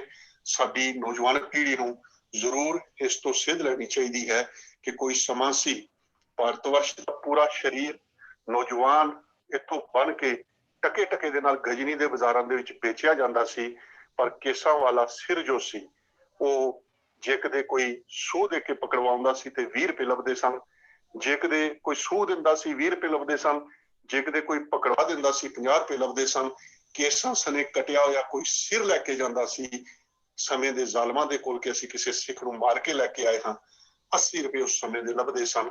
ਇਹ ਸਾਰੀਆਂ ਬਰਕਤਾਂ ਧੰਨ ਗੁਰੂ ਨਾਨਕ ਪਾਤਸ਼ਾਹ ਦੀ ਜੋ ਕੇਸਾਂ ਦੀ ਮਹਾਨਤਾ ਰੱਬੀ ਸਰੂਪ ਦੀ ਸਾਨੂੰ ਦਰਸਾਈ ਗਈ, ਜੋ ਗੁਰੂ ਪਾਤਸ਼ਾਹ ਨੇ ਸਾਨੂੰ ਰਹਿਤ ਮਰਿਆਦਾ ਤੇ ਅੰਮ੍ਰਿਤ ਦੀ ਦਾਤ ਦੇਣ ਵੇਲੇ ਪੱਕੇ ਤੌਰ ਦੇ ਉੱਤੇ ਪਾਬੰਦੀ ਲਾਈ ਕਿ ਇਹ ਕੋਈ ਵੀ ਗੁਰੂ का ਸਿੱਖ ਜੋ ਹੈ ਉਹ ਰੋਮਾਂ ਦੀ ਬੇਅਦਬੀ ਨਹੀਂ ਕਰੇਗਾ, ਸਰੀਰ ਦੇ ਕਿਸੇ ਵੀ ਹਿੱਸੇ ਦਾ ਰੋਮ ਜੋ ਹੈ ਉਹਦੀ ਬੇਅਦਬੀ ਨਹੀਂ ਕਰੇਗਾ। ਅਤੇ ਫਿਰ ਉਸ ਤੋਂ ਬਾਅਦ ਭਾਈ ਤਾਰੂ ਸਿੰਘ ਜੀ ਨੇ ਕੇਸਾਂ ਵਾਸਤੇ ਖੋਪਰ ਲਵਾ ਕੇ ਸਾਡੇ ਵਾਸਤੇ ਇੱਕ ਮਿਸਾਲ ਕਾਇਮ ਕੀਤੀ ਹੈ। ਸੋ ਇੰਨੀ ਕੋ ਇਤਿਹਾਸਕ ਜਾਣਕਾਰੀ ਸੀ। ਸੰਗਤ ਦੇ ਵਿੱਚ ਜਿੰਨੇ ਵੀ ਸੱਜਣ ਨੇ ਜਾਂ ਕਿਤੇ ਕੋਈ ਹੋਰ ਜੋ ਸਾਡੇ ਵਿਦਵਾਨ ਬੈਠੇ ਨੇ, ਪੈਨਲ ਦੇ ਮੈਂਬਰ ਨੇ, ਇਸ ਤੋਂ ਵੱਧ ਕੇ ਕੋਈ ਅਗਰ ਜਾਣਕਾਰੀ ਹੋਵੇ ਤਾਂ ਜ਼ਰੂਰ ਸਾਂਝੀ ਕੀਤੀ ਜਾਵੇ ਤਾਂ ਕਿ ਸਾਡੇ ਗਿਆਨ ਵਿੱਚ ਵੀ ਵਾਧਾ ਹੋ ਲਵੇ। ਲੇਕਿਨ ਇੰਨੀ ਗੱਲ ਜ਼ਰੂਰ ਹੈ ਕਿ ਉਹਨਾਂ ਦੀ ਸ਼ਹਾਦਤ ਦੇ ਉੱਤੇ ਸਾਰੇ ਹੀ ਲਿਖਾਰੀ ਇਕਮਤ ਨੇ ਕਿ ਖੋਪਰ ਲਾ ਕੇ ਉਹਨਾਂ ਨੂੰ ਸ਼ਹੀਦ ਕੀਤਾ ਗਿਆ। 22 ਦਿਨ ਤੱਕ ਉਹ ਜੀਵਤ ਰਹੇ ਨੇ, ਬਾਣੀ ਪੜ੍ਹਦੇ ਰਹੇ ਨੇ ਤੇ 22 ਦਿਨਾਂ ਤੱਕ ਜ਼ਕਰੀਆ ਖਾਨ ਬਹਾਦਰ ਦੇ ਸਿਰ ਦੇ ਵਿੱਚ ਭਾਈ ਤਾਰੂ ਸਿੰਘ ਜੀ ਦੀ ਜੁੱਤੀ ਵੱਜਦੀ ਰਹੀ। ਆਪਣੀ ਜੁੱਤੀ ਅੱਗੇ ਲਾ ਕੇ ਉਹਨਾਂ ਨੇ ਉਸ ਜ਼ਾਲਮ ਨੂੰ ਜੋ ਸੀ ਸੰਸਾਰ ਦੇ ਵਿੱਚੋਂ ਉਸ ਨੂੰ ਰੁਖਸਤ ਕੀਤਾ ਹੈ ਤੇ ਆਪ ਰੱਬੀ ਬਾਣੀ ਪੜ੍ਹਦੇ ਹੋਏ 22 ਦਿਨਾਂ ਦੇ ਬਾਅਦ ਉਹਨਾਂ ਨੇ ਸ਼ਹਾਦਤ ਪ੍ਰਾਪਤ ਕੀਤੀ ਹੈ। ਵਾਹਿਗੁਰੂ ਜੀ ਕਾ ਖਾਲਸਾ, ਵਾਹਿਗੁਰੂ ਜੀ ਕੀ ਫਤਿਹ। ਵੀਰ ਜੀ ਨੇ ਬਹੁਤ ਵਿਸਥਾਰ ਸਾਹਿਬ ਇਹ ਜੋ ਸਾਕਾ ਸਾਡੇ ਸਾਹਮਣੇ ਰੱਖਿਆ। ਜੇਕਰ ਕਿਸੇ ਨੇ ਕੇਸਾਂ ਦੀ ਕੀਮਤ ਜਾਂ ਕੇਸਾਂ ਦੀ ਮਹਾਨਤਾ ਪੁੱਛਦਾ ਹੋਵੇ ਕੋਈ, ਤਾਂ ਉਹਨੂੰ ਭਾਈ ਤਾਰੂ ਸਿੰਘ ਜੀ ਦਾ ਇਹ ਸਾਕਾ ਸੁਣਾਉਣਾ ਬੜਾ ਵਾਜਬ ਹੋਏਗਾ। ਅੱਜ ਬਹੁਤ ਸਾਰੇ ਐਸੇ ਸਾਡੇ ਨੌਜਵਾਨ ਬੱਚੇ ਬੱਚੀਆਂ ਨੇ ਜਿਹੜੇ ਇਸ ਗੱਲ ਦੀ ਮਤਲਬ ਬਹੁਤੀ ਮਹਾਨਤਾ ਨਹੀਂ ਸਮਝਦੇ ਵੀ ਕੇਸਾਂ ਦੀ ਕੀ ਮਹਾਨਤਾ। ਅਸਲ ਵਿੱਚ ਕੇਸ ਜਿਹੜੇ ਨੇ ਇਹ ਕੋਈ ਕਿਸੇ ਮਤਲਬ ਸਿੱਖੀ ਦਾ ਕੋਈ ਵਿਰਸਾ ਨਹੀਂ ਹੈ। ਇਹ ਤੇ ਇੱਕ ਇਨਸਾਨੀਅਤ ਹੈ। ਜਿਹੜਾ ਮਨੁੱਖ ਪੈਦਾ ਹੁੰਦਾ ਹੈ, ਪੈਦਾ ਹੋਣ ਸਮੇਂ ਜਿੱਥੇ ਬਾਕੀ ਅੰਗ ਹੁੰਦੇ ਨੇ ਉੱਥੇ ਕੇਸ ਨਾਲ ਹੁੰਦੇ ਨੇ। ਸੋ ਕੇਸ ਜਿਹੜੇ ਨੇ ਪਾਰਟ ਆਫ ਆਵਰ ਬਾਡੀ। ਜੇ ਕੋਈ ਕਹੇ ਮੈਂ ਕੇਸ ਰੱਖੇ ਨੇ ਤੇ ਕਾਹਦਾ ਰੱਖਣਾ ਹੁੰਦਾ, ਜਿਹੜੀ ਕੋਈ ਚੀਜ਼ ਆਪ ਕਰੋ। ਇਹ ਤੇ ਮਹਾਰਾਜ ਦਾ ਗਿਫਟ ਹੈ। ਹਾਂ, ਜਿਹੜੇ ਇਹਦੀ ਬੇਅਦਬੀ ਕਰਦੇ ਨੇ ਉਹ ਪਰਮਾਤਮਾ ਵੱਲੋਂ ਦਿੱਤੇ ਇਸ ਗਿਫਟ ਦੀ ਨਿਰਾਦਰੀ ਕਰਦੇ ਨੇ। ਹਾਲਾਂਕਿ ਇਹਦੇ 'ਚ ਮੈਂ ਫਿਰ ਬੇਨਤੀ ਕਰਦੇ ਹਾਂ ਕਿ ਕੇਸ ਕੋਈ ਸਿੱਖਾਂ ਦੀ ਕੇਵਲ ਅਮਾਨਤ ਨਹੀਂ ਹੈ, ਇਹ ਮਨੁੱਖਤਾ ਦੀ ਅਮਾਨਤ ਹੈ, ਵਾਹਿਗੁਰੂ ਜੀ ਦਾ ਗਿਫਟ ਹੈ। ਸੋ ਕੇਸਾਂ ਦੀ ਮਹਾਨਤਾ ਦੱਸਣ ਲਈ ਵੀਰ ਜੀ ਨੇ ਜੋ ਇਹ ਸਾਕਾ ਸੁਣਾਇਆ, ਉਮੀਦ ਹੈ ਭੈਣ ਸੁਖਦੇਵ ਕੌਰ ਜੀ ਨੂੰ ਇਸ ਜਿਹੜੀ ਉਹਨਾਂ ਨੇ YouTube ਤੇ ਗੱਲ ਸੁਣੀ ਸੀ ਔਰ ਉਹਨਾਂ ਦੇ ਮਨ 'ਚ ਕੋਈ ਐਸਾ ਸਵਾਲ ਆਇਆ, ਉਮੀਦ ਹੈ ਉਸ ਸਵਾਲ ਦਾ ਜਵਾਬ ਮਿਲ ਗਿਆ ਹੋਵੇਗਾ। ਸਾਧ ਸੰਗਤ ਜੀ, ਸਿੱਖ ਇਤਿਹਾਸ ਵਿੱਚ ਔਰ ਗੁਰੂ ਨਾਨਕ ਸਾਹਿਬ ਦੇ ਪੰਥ ਵਿੱਚ ਕਰਾਮਾਤ ਦਿਖਾਉਣੀ ਇਹ ਜਿਹੜੀ ਮਨ ਹੈ, ਕਿਉਂਕਿ ਮੌਤ ਕਬੂਲ ਕਰ ਲਈ ਪਰ ਕਰਾਮਾਤ ਕਿਸੇ ਨੇ ਦਿਖਾਈ। ਪਰ ਇਹ ਅਸਲ ਕਰਾਮਾਤ ਹੈ। ਜੇ ਕਿਸੇ ਨੇ ਪੁੱਛਣਾ ਹੀ ਹੋਵੇ ਕਿ ਸਿੱਖੀ 'ਚ ਕਰਾਮਾਤ ਕੀ ਹੈ, ਤਾਂ ਭਾਈ ਤਾਰੂ ਸਿੰਘ ਜੀ ਦਾ ਅੱਜ ਜਿਹੜਾ ਆਪਾਂ ਸਾਕਾ ਸੁਣਿਆ, ਇਸ ਤੋਂ ਵੱਡੀ ਕਰਾਮਾਤ ਕੀ ਹੋ ਸਕਦੀ ਹੈ ਕਿ ਕੇਸਾਂ ਨੂੰ ਹੱਥ ਨਹੀਂ ਲਾਣ ਦੇਣਾ। ਤੂੰ ਮੇਰੀ ਖੋਪਰੀ ਭਾਵੇਂ ਲਾ ਦੇ, ਤੋ ਸਿਰ ਜਾਏ ਤੇ ਜਾਏ, ਮੇਰਾ ਸਿੱਖੀ ਸਿਦਕ ਨਾ ਜਾਏ। ਪਰ ਅਫਸੋਸ ਇਸ ਗੱਲ ਦਾ ਹੈ ਕਿ ਸਾਡੇ ਕਈ ਕਵੀਸ਼ਰ ਜਾਂ ਕੋਈ ਹੋਰ ਢਾਡੀ ਸਿੰਘ ਜਾਂ ਕੋਈ ਹੋਰ ਕੋਈ ਸਾਡੇ ਵਰਗੇ ਕਥਾਕਾਰ ਵੀ ਕਈ ਵਾਰੀ ਕਥਾ ਕਰਦੇ, ਤੁਸੀਂ ਸ਼ਾਇਦ ਗੱਲ ਸੁਣੀ ਹੋਏਗੀ ਕਿ ਜਿਸ ਵੇਲੇ ਭਾਈ ਤਾਰੂ ਸਿੰਘ ਜੀ ਦੇ ਕੇਸਾਂ ਨੂੰ ਹੱਥ ਪਾਉਣ ਲੱਗੇ ਵੀ ਇਹ ਕੇਸ ਕਤਰਨੇ ਹਨ, ਤਾਂ ਉਹ ਖਿਲੋਏ ਦੀਆਂ ਸਲਾਖਾਂ ਬਣ ਗਈ। ਸੋ ਇਹ ਕਹਿਣ ਦੇ ਨਾਲ ਮੈਨੂੰ ਲੱਗਦਾ ਵੀ ਇਹ ਉਹਨਾਂ ਦੀ ਜਿਹੜੀ ਸ਼ਹਾਦਤ ਹੈ ਉਹਨੂੰ ਛੁਟਿਆਉਣ ਦੀ ਗੱਲ ਹੈ। ਇਹ ਨਹੀਂ ਹੈ ਆਪਾਂ ਐਵੇਂ ਅੰਨੀ ਸ਼ਰਧਾ ਵੱਲ ਨਾ ਜਾਈਏ। ਅਸਲੀਅਤ ਇਹ ਹੈ ਕਿ ਇੱਕ ਬੜੀ ਵੱਡੀ ਕੁਰਬਾਨੀ ਸੀ ਔਰ ਉਹਨਾਂ ਨੇ ਆਪਣੀ ਕੁਰਬਾਨੀ ਦੇ ਕੇ ਸਾਰੇ ਸੰਸਾਰ ਨੂੰ ਦੱਸਿਆ ਕਿ ਇਸ ਕੇਸ ਦੀ ਕੀ ਮਹੱਤਤਾ ਹੈ। ਤੋ ਸਤਿਗੁਰੂ ਕਿਰਪਾ ਕਰਨ ਸਾਨੂੰ ਕੇਸਾਂ ਦੀ ਮਹੱਤਤਾ ਸਮਝ ਆਵੇ, ਅਸੀਂ ਇਹਨਾਂ ਦਾ ਸਤਿਕਾਰ ਕਰੀਏ। ਧੰਨਵਾਦ ਵੀਰ ਮਨਮੋਹਨ ਸਿੰਘ ਜੀ ਦਾ। ਤੋ ਸਾਧ ਸੰਗਤ ਜੀ, ਅਗਲਾ ਇੱਕ ਜਿਹੜਾ ਸਵਾਲ ਹੈ ਉਹ ਕਈ ਵਾਰੀ ਇਹੋ ਜਿਹੇ ਅੱਖਰ ਨੇ ਜਿਨ੍ਹਾਂ ਦੇ ਸਮ ਅਰਥ ਹੁੰਦੇ ਨੇ, ਇੱਕੋ ਜਿਹੇ ਤਕਰੀਬਨ ਮਿਲਦੇ ਜੁਲਦੇ ਅਰਥ ਹੁੰਦੇ ਨੇ, ਥੋੜਾ ਬਹੁਤਾ ਫਰਕ ਵੀ ਹੁੰਦਾ, ਜਿਵੇਂ ਲੱਭ ਤੇ ਲੋਭ, ਹਉਮੈ ਤੇ ਹੰਕਾਰ। ਤੋ ਸਾਡੇ ਕੋਲ ਇੱਕ ਸਵਾਲ ਆਇਆ, ਇਹ ਸਵਾਲ ਗਰੁੱਪ ਚੈਟ ਤੇ ਕਿਸੇ ਵੀਰ ਭੈਣ ਨੇ ਪਾਇਆ ਸੀਗਾ, ਉੱਥੋਂ ਨੋਟ ਕੀਤਾ ਕਿ ਹਉਮੈ ਤੇ ਹੰਕਾਰ ਵਿੱਚ ਕੀ ਅੰਤਰ ਹੈ। ਮੈਂ ਬੇਨਤੀ ਕਰ ਰਿਹਾ ਗਿਆਨੀ ਅੰਮ੍ਰਿਤਪਾਲ ਸਿੰਘ ਜੀ ਨੂੰ ਕਿ ਉਹ ਕਿਰਪਾ ਕਰਕੇ ਦੱਸਣ, ਹਉਮੈ ਤੇ ਹੰਕਾਰ ਵਿੱਚ ਕੀ ਅੰਤਰ। ਵਾਹਿਗੁਰੂ ਜੀ ਕਾ ਖਾਲਸਾ ਜੀ, ਵਾਹਿਗੁਰੂ ਜੀ ਕੀ ਫਤਿਹ। ਮੈਂ ਪਹਿਲਾਂ ਤਾਂ ਮਾਫੀ ਮੰਗ ਲੈਂਦਾ ਇਸ ਗੱਲ ਤੋਂ ਕਿ ਮੇਰੀ ਸਿਹਤ ਨਾ ਹੋਣੇ ਕਰਕੇ ਮੈਂ ਇਹਦੇ ਜਵਾਬ ਦੇ ਲਈ ਪੂਰਨ ਤੌਰ ਤੇ ਤਿਆਰ ਨਹੀਂ ਹਾਂ ਇਸ ਪ੍ਰਸ਼ਨ ਦੇ। ਇਹਦੇ ਲਈ ਮੈਂ ਅਗਲੇ ਹਫ਼ਤੇ ਨੂੰ ਅਗਲੀ ਵਾਰੀ ਤੇ ਜ਼ਰੂਰ ਕੁਝ ਨਾ ਕੁਝ ਵਿਆਖਿਆ ਕਰਨ ਦੀ ਕੋਸ਼ਿਸ਼ ਕਰਾਂਗਾ। ਤੇ ਹਉਮੈ ਹੰਕਾਰ ਵਾਲੀ ਗੱਲ ਜਿਹੜੀ ਹੈ ਇਹਦੇ ਵਿੱਚ ਬਹੁਤਾ ਅੰਤਰ ਨਹੀਂ ਹੈ, ਤੇ ਭਾਵੇਂ ਮਾਮੂਲੀ ਅੰਤਰ ਹੈ, ਪਰ ਇੱਕ ਆਤਮਿਕ ਤੌਰ ਤੇ, ਮਾਨਸਿਕ ਤੌਰ ਤੇ ਹੈ, ਇੱਕ ਸਰੀਰਕ ਤੌਰ ਤੇ ਇਹਦੀ ਥੋੜੀ ਜਿਹੀ ਵਿਆਖਿਆ ਕਰਨੀ ਪਏਗੀ, ਤੇ ਉਹਦੇ ਲਈ ਮੈਂ ਅੱਜ ਤੁਹਾਡੇ ਕੋਲ ਮੁਆਫੀ ਮੰਗਦਾ ਸਾਰੇ ਗੁਰਮੁਖਾਂ ਕੋਲ। ਠੀਕ ਹੈ। ਇਸ ਤੋਂ ਇਲਾਵਾ ਮੇਰੇ ਕੋਲ ਜਿਹੜੇ ਹੋਰ ਪ੍ਰਸ਼ਨ ਆਏ ਸੀ ਉਹਦਾ ਉੱਤਰ ਮੈਂ ਤਿਆਰ ਕੀਤਾ ਹੈ, ਜੀ ਉਹ ਤੁਹਾਡੇ ਨਾਲ ਸਾਂਝਾ ਕਰ ਲਵਾਂਗਾ। ਆਪਣੇ ਵੀਰ ਜੀ ਅਗਲਾ ਪ੍ਰਸ਼ਨ ਕਰਨਗੇ ਤੇ ਮੈਨੂੰ ਹੁਣ ਆ ਜਿਹੜਾ ਹਉਮੈ ਹੰਕਾਰ ਵਾਲੇ ਇਹਦੇ ਬਾਰੇ ਮਾਫੀ ਦੇਣ। ਕੋਈ ਨਹੀਂ ਜੀ, ਧੰਨਵਾਦ ਗਿਆਨੀ ਜੀ। ਅਸਲ 'ਚ ਗਿਆਨੀ ਜੀ ਪਿੱਛੇ ਹਫਤਾ 10 ਦਿਨ ਜਲੰਧਰ ਆਪਣਾ ਚੈੱਕਅਪ ਕਰਾਉਣ ਗਏ, ਹਸਪੀਟਲਾਈਜ਼ ਸੀਗੇ, ਤੋਂ ਇਹਨਾਂ ਦੀ ਸਿਹਤ ਠੀਕ ਨਹੀਂ ਸੀ, ਪਰ ਸਨੀਚਰਵਾਰ ਇਹਨਾਂ ਦੇ ਦਰਸ਼ਨ ਹੋ ਗਏ ਤੇ ਇਸ ਕਰਕੇ ਅਸੀਂ ਇਹਨਾਂ ਨੂੰ ਇਹ ਸਵਾਲ ਵੀ ਭੇਜਿਆ। ਤੋਂ ਕੋਈ ਨਹੀਂ, ਅਸੀਂ ਗਿਆਨੀ ਜੀ ਆਪਾਂ ਸੁੱਕੇ ਨਹੀਂ ਜਾਣ ਦਿੰਦੇ। ਇੱਕ ਹੋਰ ਸਵਾਲ ਹੈ, ਉਹ ਹੈ ਕਿ ਲਫ਼ਜ਼ ਆਉਂਦਾ ਕਿ ਨਦਰ ਸਰਾਫ ਵਵੇ ਤੇ ਟਿੱਪੀ ਨੰਨੇ ਨੂੰ ਬਿਹਾਰੀ, ਅੱਗੇ ਸੱਸਾ ਚੱਚਾ ਰਾੜੇ ਨੂੰ ਕੰਨਾ ਊੜੇ ਨੂੰ ਅੰਕਲ। ਕਈ ਕਹਿੰਦੇ ਨੇ, ਕਈਆਂ ਪੋਥੀਆਂ 'ਚ ਲਿਖਿਆ ਵਨੀਸ ਚੜਾਓ, ਕਈਆਂ ਤੇ ਲਿਖਿਆ ਵੰਨੀ ਸਚੜਾਓ। ਇਹ ਸਹੀ ਉਚਾਰਨ ਕੀ ਹੈ? ਨਦਰ ਸਰਾਫ ਅੱਗੋਂ ਵਨੀਸ ਚੜਾਓ ਹੈ ਜਾਂ ਵੰਨੀ ਸਚੜਾਓ? ਇਹ ਕਿਰਪਾ ਕਰਕੇ ਦੱਸੋ। ਇਹ ਸ਼ਬਦ ਜਿਹੜਾ ਗੁਰੂ ਗ੍ਰੰਥ ਸਾਹਿਬ ਜੀ ਦੇ ਪੰਨਾ 900 ਸ਼ਾਇਦ 31 ਤੇ ਹੈ, ਤੇ ਮੈਂ ਤੋਂ ਇਹ ਗਿਆਨੀ ਜੀ ਤੁਸੀਂ ਇਹਦੇ ਬਾਰੇ ਥੋੜਾ ਜਿਹਾ ਜਾਣਨਾ ਪਾਓਗੇ। ਇਹਦਾ ਉਚਾਰਨ ਜਿਹੜਾ ਨਾ ਜੀ ਵੰਨੀਸ ਕਰਨਾ ਜ਼ਿਆਦਾ ਠੀਕ ਰਹੇਗਾ। ਵੰਨੀਸ ਦਾ ਮਤਲਬ ਹੈ ਚੜਾਵੇ ਵਾਲਾ ਰੰਗ, ਚੜਿਆ ਹੋਇਆ ਰੰਗ, ਚਮਕੀਲਾ ਰੰਗ। ਅੱਛਾ, ਵੰਨੀਸ, ਵੰਨੀ ਦਾ ਮਤਲਬ ਰੰਗ ਹੁੰਦਾ ਹੈ। ਠੀਕ ਹੈ। ਤੇ ਨਜ਼ਰ ਸ਼ਰਾਫ, ਜਦੋਂ ਸਰਾਫਾਂ ਦੀ ਨਜ਼ਰ ਦੇ ਵਿੱਚ ਸਰਾਫ ਹੁੰਦਾ ਹੈ ਸੋਨੇ ਦੀ ਪਰਖ ਕਰਨ ਵਾਲਾ ਜੀ, ਉਹ ਕਸਵੱਟੀ ਦੇ ਉੱਤੇ ਉਹਨੇ ਸੋਨੇ ਨੂੰ ਘਸਾ ਕਰਕੇ ਦੇਖਦਾ। ਜਿਹੜਾ ਗੂੜੀ ਚਮਕ ਵਾਲਾ ਹੁੰਦਾ ਹੈ ਉਹ ਖਰਾ ਸੋਨਾ ਮੰਨਿਆ ਜਾਂਦਾ ਹੈ, ਤੇ ਉਹ ਕਸਵੱਟੀ ਉੱਤੇ ਚੜਾਣੇ ਕਰਕੇ ਚੜਾਓ ਸ਼ਬਦ ਵਰਤਿਆ ਗਿਆ।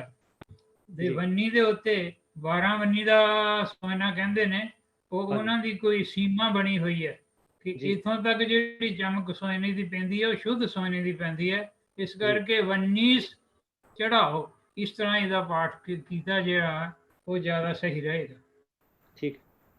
ਠੀਕ ਹੈ ਜੀ। ਸਾਧ ਸੰਗਤ ਜੀ, ਜਿਵੇਂ ਅੱਜ ਕੱਲ੍ਹ ਅਸੀਂ ਜਿਹੜਾ ਪਿਓਰ ਗੋਲਡ ਹੈ ਉਹਨੂੰ 24 ਕੈਰਟਸ ਗੋਲਡ ਕਹਿੰਦੇ ਹਨ, ਤੇ ਇਹ ਪੁਰਾਣੀ ਟਰਮੀਨੋਲੋਜੀ ਜਿਹੜੀ ਹੈ ਉਹ 12 ਵੰਨੀ ਦਾ ਸੋਨਾ, ਔਰ ਗੁਰੂ ਗ੍ਰੰਥ ਸਾਹਿਬ ਵਿੱਚ ਇਹ ਕਈ ਥਾਂ ਤੇ ਜ਼ਿਕਰ ਵੀ ਆਇਆ ਇਹ 12 ਵੰਨੀ ਦੇ ਸੋਨੇ ਦਾ, ਵੀ 12 ਵੰਨੀ ਦੇ ਸੋਨੇ ਦਾ ਮਤਲਬ ਬਿਲਕੁਲ 100% ਪਿਓਰ। ਤੋਂ ਇਹ ਸਾਡਾ ਜੋ ਜੀਵਨ ਹੈ, ਗੁਰਬਾਣੀ ਸਾਨੂੰ, ਜੇ ਅਸੀਂ ਗੁਰਬਾਣੀ ਅਨੁਸਾਰ ਆਪਣਾ ਜੀਵਨ ਜੀਵੀਏ ਤਾਂ ਸਾਡਾ ਜਿਹੜਾ ਜੀਵਨ ਹੈ ਉਹ ਵੀ ਇਸੇ ਤਰ੍ਹਾਂ 12 ਵੰਨੀ ਚੜਾ ਪਾਓ, 12 ਵੰਨੀ ਦਾ ਸੋਨਾ, ਜਾਂ ਜਿਹਨੂੰ ਆਪਾਂ ਅੱਜ ਦੀ ਡੇਟ ਵਿੱਚ ਸ਼ੁੱਧ ਸੋਨਾ, ਪਿਓਰ ਗੋਲਡ ਕਹਿੰਦੇ ਆ, ਸਾਡਾ ਜੀਵਨ ਵੀ ਪਿਓਰ ਹੋ ਸਕਦਾ।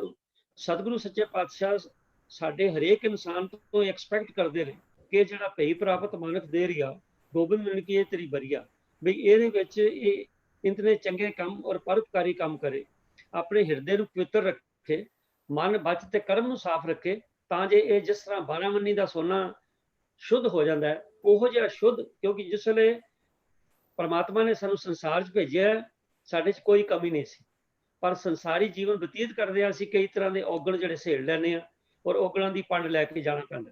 ਤੋਂ ਪਰੰਤੂ ਗੁਰੂ ਸਾਡੇ ਤੋਂ ਐਕਸਪੈਕਟ ਇਹ ਕਰਦੇ ਨੇ ਸਤਿਗੁਰੂ ਜੀ ਕਿ ਅਸੀਂ ਜਿਸ ਤਰ੍ਹਾਂ ਆਏ ਸੀ ਉਸੇ ਤਰ੍ਹਾਂ ਜਿਸ ਕੰਮ ਲਈ ਆਏ ਸੀ, ਜਾਂ ਕੋ ਆਏ ਸੋਈ ਵਿਆਜੋ ਹਰ ਗੁਰ ਤੇ ਮਨੇ ਬਸੇਰਾ। ਸਤਿਗੁਰੂ ਕਿਰਪਾ ਕਰਨ ਕਿ ਸਾਨੂੰ ਗੁਰਬਾਣੀ ਦੀਆਂ ਇਹ ਜਿਹੜੀਆਂ ਤੁਕਾਂ ਨੇ ਇਹਨਾਂ ਤੋਂ ਸੇਧ ਮਿਲਦੀ ਰਹੇ, ਔਰ ਇਹੋ ਜਿਹੇ ਜੋ ਸਾਡੇ ਪਾਸ ਸਤਿਗੁਰੂ ਸੱਚੇ ਪਾਤਸ਼ਾਹ ਜੀ ਨੇ ਭੇਜੇ ਨੇ, ਗਿਆਨੀ ਅੰਮ੍ਰਿਤਪਾਲ ਸਿੰਘ ਜੀ ਵਰਗੇ, ਪ੍ਰਿੰਸੀਪਲ ਸੁਰਿੰਦਰ ਸਿੰਘ ਜੀ, ਬਾਕੀ ਜਿਹੜੇ ਵੀਰ ਨੇ, ਇਹਨਾਂ ਤੋਂ ਸਾਨੂੰ ਅਗਵਾਈ ਮਿਲਦੀ ਰਹੇ ਤੇ ਸਾਡਾ ਜੀਵਨ ਜਿਹੜਾ ਅੱਗੇ ਨਾਲੋਂ ਤਰੱਕੀ ਤੇ ਜਾਵੇ। ਸਤਿਗੁਰੂ ਕਿਰਪਾ ਕਰਨ। ਗਿਆਨੀ ਜੀ ਆਪ ਜੀ ਦਾ ਧੰਨਵਾਦ ਹੈ। ਆਪ ਜੀ ਦੀ ਸਿਹਤ ਠੀਕ ਨਹੀਂ ਹੈ, ਫਿਰ ਵੀ ਅਸੀਂ ਆਪ ਜੀ ਨੂੰ ਕਸ਼ਟ ਦਿੰਦੇ ਹਾਂ। ਸਤਿਗੁਰੂ ਕਿਰਪਾ ਕਰਨਗੇ ਤੁਹਾਨੂੰ ਤੰਦਰੁਸਤ ਰੱਖਣ ਤੇ ਸਾਡੀ ਅਗਵਾਈ ਕਰਦੇ ਰਹੋ।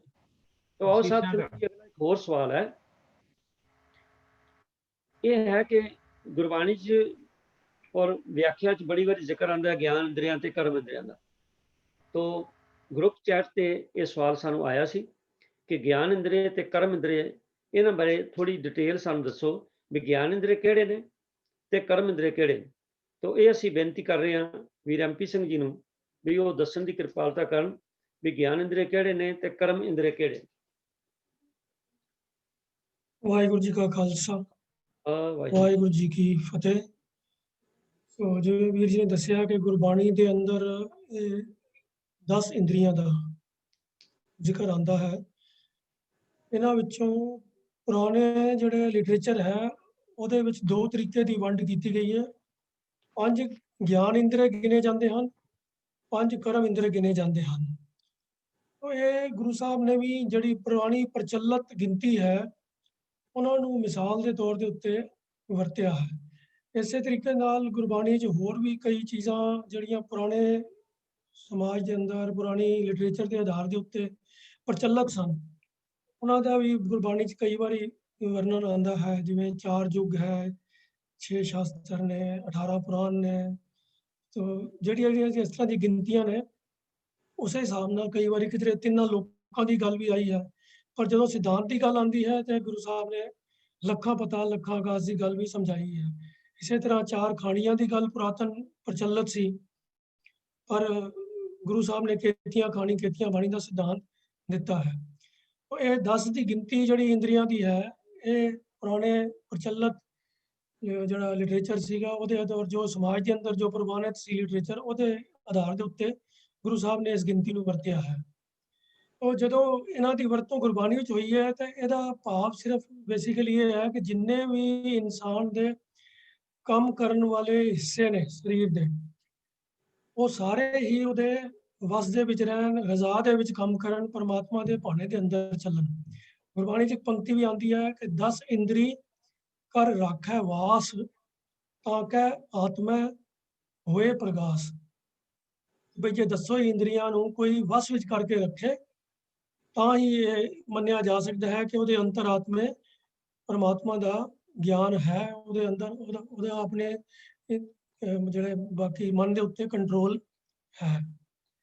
ਉਹ ਇਹ ਗਿਣਤੀ ਜਿਹੜੀ ਹੈ ਪੁਰਾਣੇ ਲਿਟਰੇਚਰ ਦੇ ਮੁਤਾਬਕ ਜੋ ਹੈ ਸੀ, ਉਹ ਗੁਰਮਤਿ ਮਰਤੰਡ ਦੇ ਅੰਦਰ ਉਹਨਾਂ ਦੀ ਡਿਟੇਲ ਭਾਈ ਕਾਹਨ ਸਿੰਘ ਜੀ ਨਾਭਾ ਨੇ ਦਿੱਤੀ ਹੈ। ਤੇ ਉਹ 5 ਗਿਆਨ ਇੰਦਰੀਆਂ ਹਨ। ਕੰਨ, त्वचा यानी कि स्किन, नेत्र यानी कि अखां, रसना यानी कि जीभ, नासिका यानी कि नक। ये हैं 5 ज्ञान इंद्रे, ear, skin, eyes, tongue and nose. ठीक है जी। ते 5 हैं कर्म इंद्रे, वो हैं मुख, मूँह, हथ, साढ़े जिहड़े हथ हैंड्स, पैर यानी कि फीट, गुदा ते लिंग यानी टट्टी और पेशाब की निकासी के जो रस्ते हैं, ये 2 ते हथ पैर और ये मूँह, ये 5 जड़े हैं, इन्हों कर्म इंद्रिय करके गिनिया जाता है। तो इन्होंने 10 ही इंद्रियां नूं गुरबाणी के अंदर इन्हों का बहुता जो रेफरेंस आया है कि इन्हों अपने वास च रख के इंसान रखे, ना कि इन्हों के अधीन ना हो जाए। आम इंसान जड़े ने जड़े दुनिया के स्वादां के चक्कर च फसे होंदे ने, किसी नूं जीभ का स्वाद, किसी नूं कंन का स्वाद, किसी नूं त्वचा का, तो किसी नूं सूंघण का। तो इस तरीके के स्वादां के चक्कर च बंदा अपनी जीवन बर्बाद कर लैंदे ने। तो गुरबाणी सेध दिंदी है कि 10 इंद्री कर राखै वास, तां कै आत्मै होए प्रगास। ते जिहदी नहीं वस हुंदी ਉਹਦੇ बारे भी आंदा है कि अनेक जतन करे इंद्री वस न होई, काम क्रोध जलै सब कोई, सतगुर सेवे मन वस आवे, मन मारे मन समाए ना। तो जो गुरबाणी की जो सेध है वही है कि इन्हां इंद्रियां नूं और मन नूं अपने वस विच करके इंसान रखे। बाकी होर इस दे बारे कोई बहुता गिनती के बारे गुरमत ने कोई अपने वालों गिनती नहीं दिती है कि जो प्रचलित गिनती सी उन्हां नूं ही मिसाल के तौर पर वरतिया है। तो इन्नी बेनती प्रवान करना जी। वाहिगुरू जी का खालसा, ਵਾਹਿਗੁਰੂ ਜੀ ਕੀ ਫਤਿਹ। 5 ਗਿਆਨ ਇੰਦਰੀ ਕੀ ਨੇ ਤੇ ਕਰਮ ਇੰਦਰੀ ਕੀ ਨੇ, ਵੀਰ ਜੀ ਨੇ ਸਾਨੂੰ ਦੱਸਿਆ। तो ਸਾਧ ਸੰਗਤ ਜਦ ਅਸੀਂ ਮਨ ਬਾਰੇ ਜਿਹੜਾ ਲੈਕਚਰ ਆਪਾਂ ਵਿਚਾਰ ਕਰ ਰਹੇ ਸਾਂ, ਉਹਦੇ 'ਚ ਵੀ ਇਹ ਬੇਨਤੀ ਆਈ ਸੀ ਕਿ ਇਹ ਜਿਹੜੇ ਗਿਆਨ ਇੰਦਰੀ ਨੇ ਇਹ ਮਨ ਨੂੰ ਫੀਡਬੈਕ ਦਿੰਦੇ ਨੇ। ਜੋ ਅਸੀਂ ਦੇਖਦੇ ਹਾਂ, ਜੋ ਅਸੀਂ ਸੁਣਦੇ ਹਾਂ, ਉਹਦਾ ਸਾਡੇ ਮਨ ਤੇ ਅਸਰ ਹੁੰਦਾ ਹੈ। ਤੇ ਸਾਡਾ ਮਨ ਜਿਹੜਾ ਹੈ, ਜੇ ਇਹਨਾਂ ਨੂੰ ਜਿਸ ਤਰ੍ਹਾਂ ਵੀਰ ਜੀ ਨੇ ਦੱਸਿਆ ਕਿ ਇਹਨਾਂ ਨੂੰ ਲੋੜ ਹੈ ਕਾਬੂ ਰੱਖਣ ਦੀ, ਇਹਨਾਂ ਦੇ ਆਪ ਕਾਬੂ ਨਾ ਆ ਜਾਈਏ। ਜੇਕਰ ਇਹ ਇੰਦਰੀ ਕਾਬੂ ਰਹਿਣਗੇ ਤਾਂ ਸਾਡਾ ਜੀਵਨ ਸਹੀ ਰਸਤੇ ਤੇ ਚੱਲੇਗਾ, ਨਹੀਂ ਤੇ ਇਹ ਸਾਨੂੰ ਰਸਤੇ ਤੋਂ ਭਟਕਾ ਵੀ ਸਕਦੇ ਨੇ। ਤਾਂ ਇਹ ਫੀਡਬੈਕ ਦਿੰਦੇ ਨੇ, ਜਿੰਨੇ ਗਿਆਨ ਇੰਦਰੀ ਨੇ ਇਹ ਸਾਡੇ ਮਨ ਨੂੰ ਫੀਡਬੈਕ ਦਿੰਦੇ ਨੇ ਤੇ ਮਨ ਫਿਰ ਉਹੋ ਜਿਹੇ ਕੰਮ ਕਰਦਾ। ਤੇ ਇਸੇ ਕਰਕੇ ਗੁਰੂ ਨਾਨਕ ਸਾਹਿਬ ਜੀ ਨੇ ਆਖਿਆ ਸੀ ਨਾ, ਮਨ ਜੀਤੇ ਜਗ ਜੀਤ, ਕਿ ਮਨ ਤੇ ਕੰਟਰੋਲ ਪੂਰਾ ਚਾਹੀਦਾ, ਕਿਉਂਕਿ ਗਿਆਨ ਇੰਦਰੀ ਜਿਹੜੇ ਸਾਨੂੰ ਫੀਡਬੈਕ ਦਿੰਦੇ ਨੇ, ਉਹਦੇ ਵਿੱਚ ਇੱਕ ਹੋਰ ਆਪਾਂ ਅੱਗੇ ਵਿਚਾਰ ਕੀਤੀ ਸੀ ਕਿ ਆਮ ਹਾਲਤਾਂ ਦੇ ਵਿੱਚ ਮਨ ਜਿਹੜਾ ਹੈ ਉਹ ਮਾੜਿਆਂ ਕੰਮਾਂ ਵੱਲ ਜਲਦੀ ਜਾਂਦਾ ਹੈ। ਚੰਗੇ ਕੰਮ ਲਈ ਤਾਂ ਇਹਨੂੰ ਖਿੱਚ ਕੇ ਲਿਜਾਣਾ ਪੈਂਦਾ, ਪਰ ਮਾੜੇ ਕੰਮ ਲਈ ਜਿਵੇਂ ਪਾਣੀ ਨਿਵਾਣ ਵੱਲ ਆਪੇ ਰੋੜ ਜਾਂਦਾ ਹੈ, ਉੱਪਰ ਚੜਾਉਣਾ ਹੋਵੇ ਸਾਨੂੰ ਕਿਸੇ ਪੰਪ ਦੀ ਜ਼ਰੂਰਤ ਪੈਂਦੀ ਹੈ, ਫੋਰਸ ਦੀ ਜ਼ਰੂਰਤ ਪੈਂਦੀ ਹੈ। ਇਸੇ ਤਰ੍ਹਾਂ ਚੰਗੇ ਕਰਮਾਂ 'ਚ ਲੱਗਣ ਲਈ ਸਾਡੇ ਮਨ ਨੂੰ ਉਦਮ ਚਾਹੀਦਾ ਹੈ, ਉਹਦੇ ਲਈ ਸਾਨੂੰ ਪ੍ਰੇਰਨਾ ਚਾਹੀਦੀ ਹੈ, ਮੋਟੀਵੇਸ਼ਨ ਚਾਹੀਦੀ ਹੈ, ਸੰਗਤ ਦੀ ਲੋੜ ਹੈ। ਪਰ ਜਿਹੜੇ ਮਾੜੇ ਕੰਮ ਨੇ ਉਹ ਤਾਂ ਆਪਣੇ ਆਪ ਮਨ 'ਚ ਆਉਂਦੇ ਰਹਿੰਦੇ ਨੇ। ਤੇ ਇਹ ਜਿਹੜੇ ਕਰਮ ਇੰਦਰੀਆਂ ਦੀ ਗੱਲ ਕੀਤੀ ਹੈ, ਗਿਆਨ ਇੰਦਰੀਆਂ ਦੀ ਗੱਲ ਕੀਤੀ ਹੈ, ਇਹ ਬੜੇ ਇਹਨਾਂ ਤੇ ਧਿਆਨ ਰੱਖਣ ਦੀ ਲੋੜ ਹੈ, ਕਿਉਂਕਿ ਇਸੇ ਕਰਕੇ ਅਸੀਂ ਕਹਿੰਦੇ ਨੇ ਜੈਸੀ ਸੰਗਤ ਤੈਸੀ ਰੰਗਤ। ਜੇਕਰ ਆਪਾਂ ਮਾੜੀਆਂ ਗੱਲਾਂ ਦੇਖਾਂਗੇ, ਮਾੜੀਆਂ ਸੁਣਾਂਗੇ, ਮਾੜੀਆਂ ਮਹਿਫਲਾਂ 'ਚ ਬੈਠਾਂਗੇ, ਤੇ ਸਾਡਾ ਮਨ ਜਿਹੜਾ ਵਿਗੜ ਜਾਏਗਾ ਔਰ ਸਾਡਾ ਜੀਵਨ ਤਬਾਹ ਹੋ ਸਕਦਾ। ਸੋ ਇਸ ਕਰਕੇ ਨਾ ਗਿਆਨ ਇੰਦਰੀਆਂ ਤੇ ਕਰਮ ਇੰਦਰੀਆਂ ਦਾ ਸਾਡੇ ਸਰੀਰ, ਸਾਡੇ ਇਸ ਜੀਵਨ ਦੇ ਵਿੱਚ ਇੱਕ ਬੜਾ ਅਹਿਮ ਰੋਲ ਹੈ, ਤੇ ਇਹਨਾਂ ਨੂੰ ਹਮੇਸ਼ਾ ਕਾਬੂ ਰੱਖਣ ਦੀ ਲੋੜ ਹੈ। ਔਰ ਉਹ ਕਾਬੂ ਰੱਖਣ ਦਾ ਹੋਰ ਕੋਈ ਤਰੀਕਾ ਨਹੀਂ ਹੈ। ਮਨ ਬਸ ਆਵੇ ਨਾਨਕਾ ਜੇ ਪੂਰਨ ਕਿਰਪਾ ਹੋਏ। ਇਹ ਤਾਂ ਸਤਿਗੁਰੂ ਦੀ ਕਿਰਪਾ ਚਾਹੀਦੀ ਹੈ। ਸਾਡੇ ਕੋਲ ਇੱਕ ਬਹੁਤ ਵੱਡਾ ਸੋਰਸ ਹੈ ਇਹ ਸਭ ਕੁਝ ਨੂੰ ਕਾਬੂ ਰੱਖਣ ਲਈ, ਉਹ ਹੈ ਸ੍ਰੀ ਗੁਰੂ ਗ੍ਰੰਥ ਸਾਹਿਬ ਜੀ ਦੀ ਪਵਿੱਤਰ ਬਾਣੀ। ਗੁਰੂ ਗ੍ਰੰਥ ਸਾਹਿਬ ਜੀ ਦਾ ਇੱਕ ਇੱਕ ਬੋਲ ਜਿਹੜਾ ਹੈ ਸਾਨੂੰ ਰੋਜ਼ ਆਗਾਹ ਕਰਦਾ ਹੈ, ਰੋਜ਼ ਸਾਨੂੰ ਖਬਰਦਾਰ ਵੀ ਕਰਦਾ ਹੈ ਕਿ ਅਸੀਂ ਕਿਹੜੇ ਕੰਮ ਕਰਨੇ ਨੇ, ਕਿਹੜੇ ਨਹੀਂ ਕਰਨੇ। ਇਸੇ ਕਰਕੇ ਸਿੱਖ ਨੂੰ ਹੁਕਮ ਹੈ ਕਿ ਘੱਟੋ ਘੱਟ ਨਿਤਨੇਮ ਦੀਆਂ ਬਾਣੀਆਂ ਰੋਜ਼ ਸਵੇਰੇ ਆਪਣਾ ਜੀਵਨ ਦੀ ਕਾਰਜਸ਼ੈਲੀ ਸ਼ੁਰੂ ਕਰਨ ਤੋਂ ਪਹਿਲੇ ਕਰੇ, ਤਾਂ ਜੇ ਸਾਨੂੰ ਰੋਜ਼ਾਨਾ ਹੀ, ਕਿਉਂਕਿ ਸਾਡਾ ਮਨ ਜਿਹੜਾ ਇਹ ਬੜੀ ਜਲਦੀ ਤਿਲਕਦਾ, ਇਹਨੂੰ ਚੰਚਲ ਕਰਕੇ ਲਿਖਿਆ, ਚੰਚਲ ਮਨ, ਤੇ ਇਹਨੂੰ ਤਿਲਕਦੇ ਮਨ ਨੂੰ ਬਚਾਉਣ ਲਈ ਗੁਰਬਾਣੀ ਦਾ ਕੁੰਡਾ ਜਿਹੜਾ ਉਹ ਰੋਜ਼ਾਨਾ ਲਗਾਉਣ ਦੀ ਲੋੜ ਹੈ। ਨਹੀਂ ਤਾਂ ਕੋਈ ਪਤਾ ਨਹੀਂ ਕਿ ਇਹ ਕਿਸ ਵੇਲੇ ਸਾਡਾ ਮਨ ਜਿਹੜਾ ਫਿਸਲ ਜਾਏ। ਸਤਿਗੁਰੂ ਕਿਰਪਾ ਕਰਨ, ਸਾਡੇ ਕੋਲ ਜੋ ਗੁਰਬਾਣੀ ਦਾ ਲਾਈਟ ਹਾਊਸ ਹੈ, ਇਹਦੇ ਤੋਂ ਆਪਾਂ ਚਾਨਣ ਲੈ ਕੇ, ਮਾਰਗਦਰਸ਼ਕ ਲੈ ਕੇ ਆਪਣਾ ਜੀਵਨ ਇਹਦੇ ਮਗਰ ਚਲਾਈਏ, ਤਾਂ ਜੇ ਸਾਡਾ ਮਨੁੱਖਾ ਜਨਮ ਜਿਹੜਾ ਸਫਲ ਹੋ ਸਕੇ। तो ग्रुप चैट ते वीर जलवंत सिंह जी ने कहा कि कर्म इंद्रियां बारे दोबारा दसो। मैं बेनती करांगा वीर MP सिंह जी नूं कि कर्म इंद्रियां दी गिणती तां उहदे बारे जानकारी दोबारा दे दिओ जी। हाँ जी, पांच जिहड़े कर्म इंद्रिय हन जी, वो हन मुख, हथ, पैर, गुदा ते लिंग। मुख दा मतलब साडा मूँह, हथ मैंने साडे हथ या हैंड्स, पैर साडे पैर फीट, गुदा जो है वो जो जिस रस्ते राही असी विष्टा का निकास करते हाँ, टट्टी जिथों निकलती है उन्होंने गुदा कहा जाता है। ते लिंग वो है जिथों पेशाब का निकास होता है। तो ये पांच कर्म इंद्रिय हैं। ठीक है जी। तो मन, बच ते कर्म गुरबाणी च बड़ी बारी इन्हां दा जिक्र आउंदा है, मन, बच ते कर्म। और पिछे जे प्रिंसीपल साहब ने यह भी दस्सिया सी कि अरदास विच आपां 3 वारी क्यों कहने बोलो जी वाहिगुरू वाहिगुरू वाहिगुरू। उन्हां दा अर्थ भी उन्होंने दस्सिया सी कि इंडिकेशन है कि असी मन करके, बचना करके ते कर्मा करके अपने आप नूं गुरबाणी दी लाइट दे मुताबिक चलाइए। तो जेकर साडा कर्म इंद्रियां और ज्ञान इंद्रियां ते कंट्रोल है, जिस तरह वीर MP सिंह जी ने दस्सिया, तां फिर सानूं फिक्र करन दी लोड़ नहीं कि साडा जीवन सफल है कि नहीं सफल है। फिर सफल ही सफल है जेकर इन्हां दे कंट्रोल है। तो साध संगत जी, मैं वीर MP सिंह का भी धन्नवाद करदा, बाकी पैनल दे जो मैंबरान ने उन्हां दा भी बहुत बहुत धन्नवाद करदा, और संगत का भी बहुत बहुत धन्नवाद है जिहड़े बड़े पेशेंस सानूं लिसनिंग दिंदे ने। और मैं एक बार फिर बेनती कर रहा भी अज दे सवालों बारे जेकर कोई किसी ने सुझाव या कोई होर अमेंडमेंट देनी होवे, वो कृपा करके अजे साडे कोल जिवें समा चल रहा है ग्रुप चैट ते लिख देणगे, तो दास उन्हां नूं नोट कर लवेगा, या बाद विच सानूं किसी भी पैनल मैंबर नूं WhatsApp ते अपना मैसेज जिहड़ा वो दे सकदे ने। अज दी इस सैशन दे विच चलाउंदियां हो गईयां कई प्रकार दीयां भुल्लां गलतियां वग्यावां, उन्हां लई आप सब पासों खिमा मंगदे हैं और सब नूं बेनती करदे हैं कि कृपा करके वध तो वध सवाल भेजो। सवाल भेजण दा मैं थोड़ा जिहा सैल्फिश हाँ जी, इस करके कि तुहाडे सवाल आउंदे ने ते सानूं फिर तैयारी करनी हुंदी, ते सानूं फिर अपने आप समा कढ के लभना पैंदा है कि तुसीं साडा कल्याण कर रहे हो। सो इस करके कृपा करो सवाल जिहड़े ने जद भी कोई मन च ख्याल आवे, सवाल आवे, उस वेले कृपा करके WhatsApp सानूं कर दिया करो, या फिर जेकर जिस वेले कोई भी सैशन चलदा होवे, सोमवार तो शनिचरवार तक साडे सैशन चलदे ने, ਕਿਸੇ ਸੈਸ਼ਨ 'ਚ ਵੀ ਇਹ ਜਿਹੜਾ ਸਵਾਲ ਹੈ ਉਹ ਭੇਜਿਆ ਜਾ ਸਕਦਾ ਹੈ। ਤੋ ਇੱਕ ਟੀਪੀ ਸਿੰਘ ਜੀ ਨੇ ਲਿਖਿਆ ਵੀ 16 ਅਕਤੂਬਰ ਦਾ ਭੇਜਿਆ ਸਵਾਲ ਜਵਾਬ ਨਹੀਂ ਆਇਆ। ਤੋ ਸਾਧ ਸੰਗਤ ਜੀ ਮੈਂ ਬੇਨਤੀ ਕਰਦੇ ਹਾਂ ਕਿ ਸਾਡੇ ਕੋਲ ਕੁਝ ਸਵਾਲ ਅਜੇ ਬਚੇ ਨੇ, ਕਿਉਂਕਿ ਹੁਣ ਸਮਾਂ ਨਹੀਂ ਹੈ ਤੇ ਉਹਦਾ ਅਸੀਂ ਜਵਾਬ ਨਹੀਂ ਦੇ ਸਕਦੇ। ਹੋ ਸਕਦਾ ਵੀ ਇਹਨਾਂ ਦਾ ਸਵਾਲ ਵੀ ਉਹਨਾਂ 'ਚ ਹੀ ਹੋਵੇ। ਤੇ ਜਿਹੜੇ ਸਵਾਲ ਰਹਿ ਗਏ ਨੇ ਉਹ ਆਪਾਂ ਅਗਲੇ ਹਫਤੇ ਪ੍ਰਾਇੋਰਟੀ ਤੇ ਲਵਾਂਗੇ। ਰਹਿ ਕਿਉਂ ਜਾਂਦੇ ਨੇ?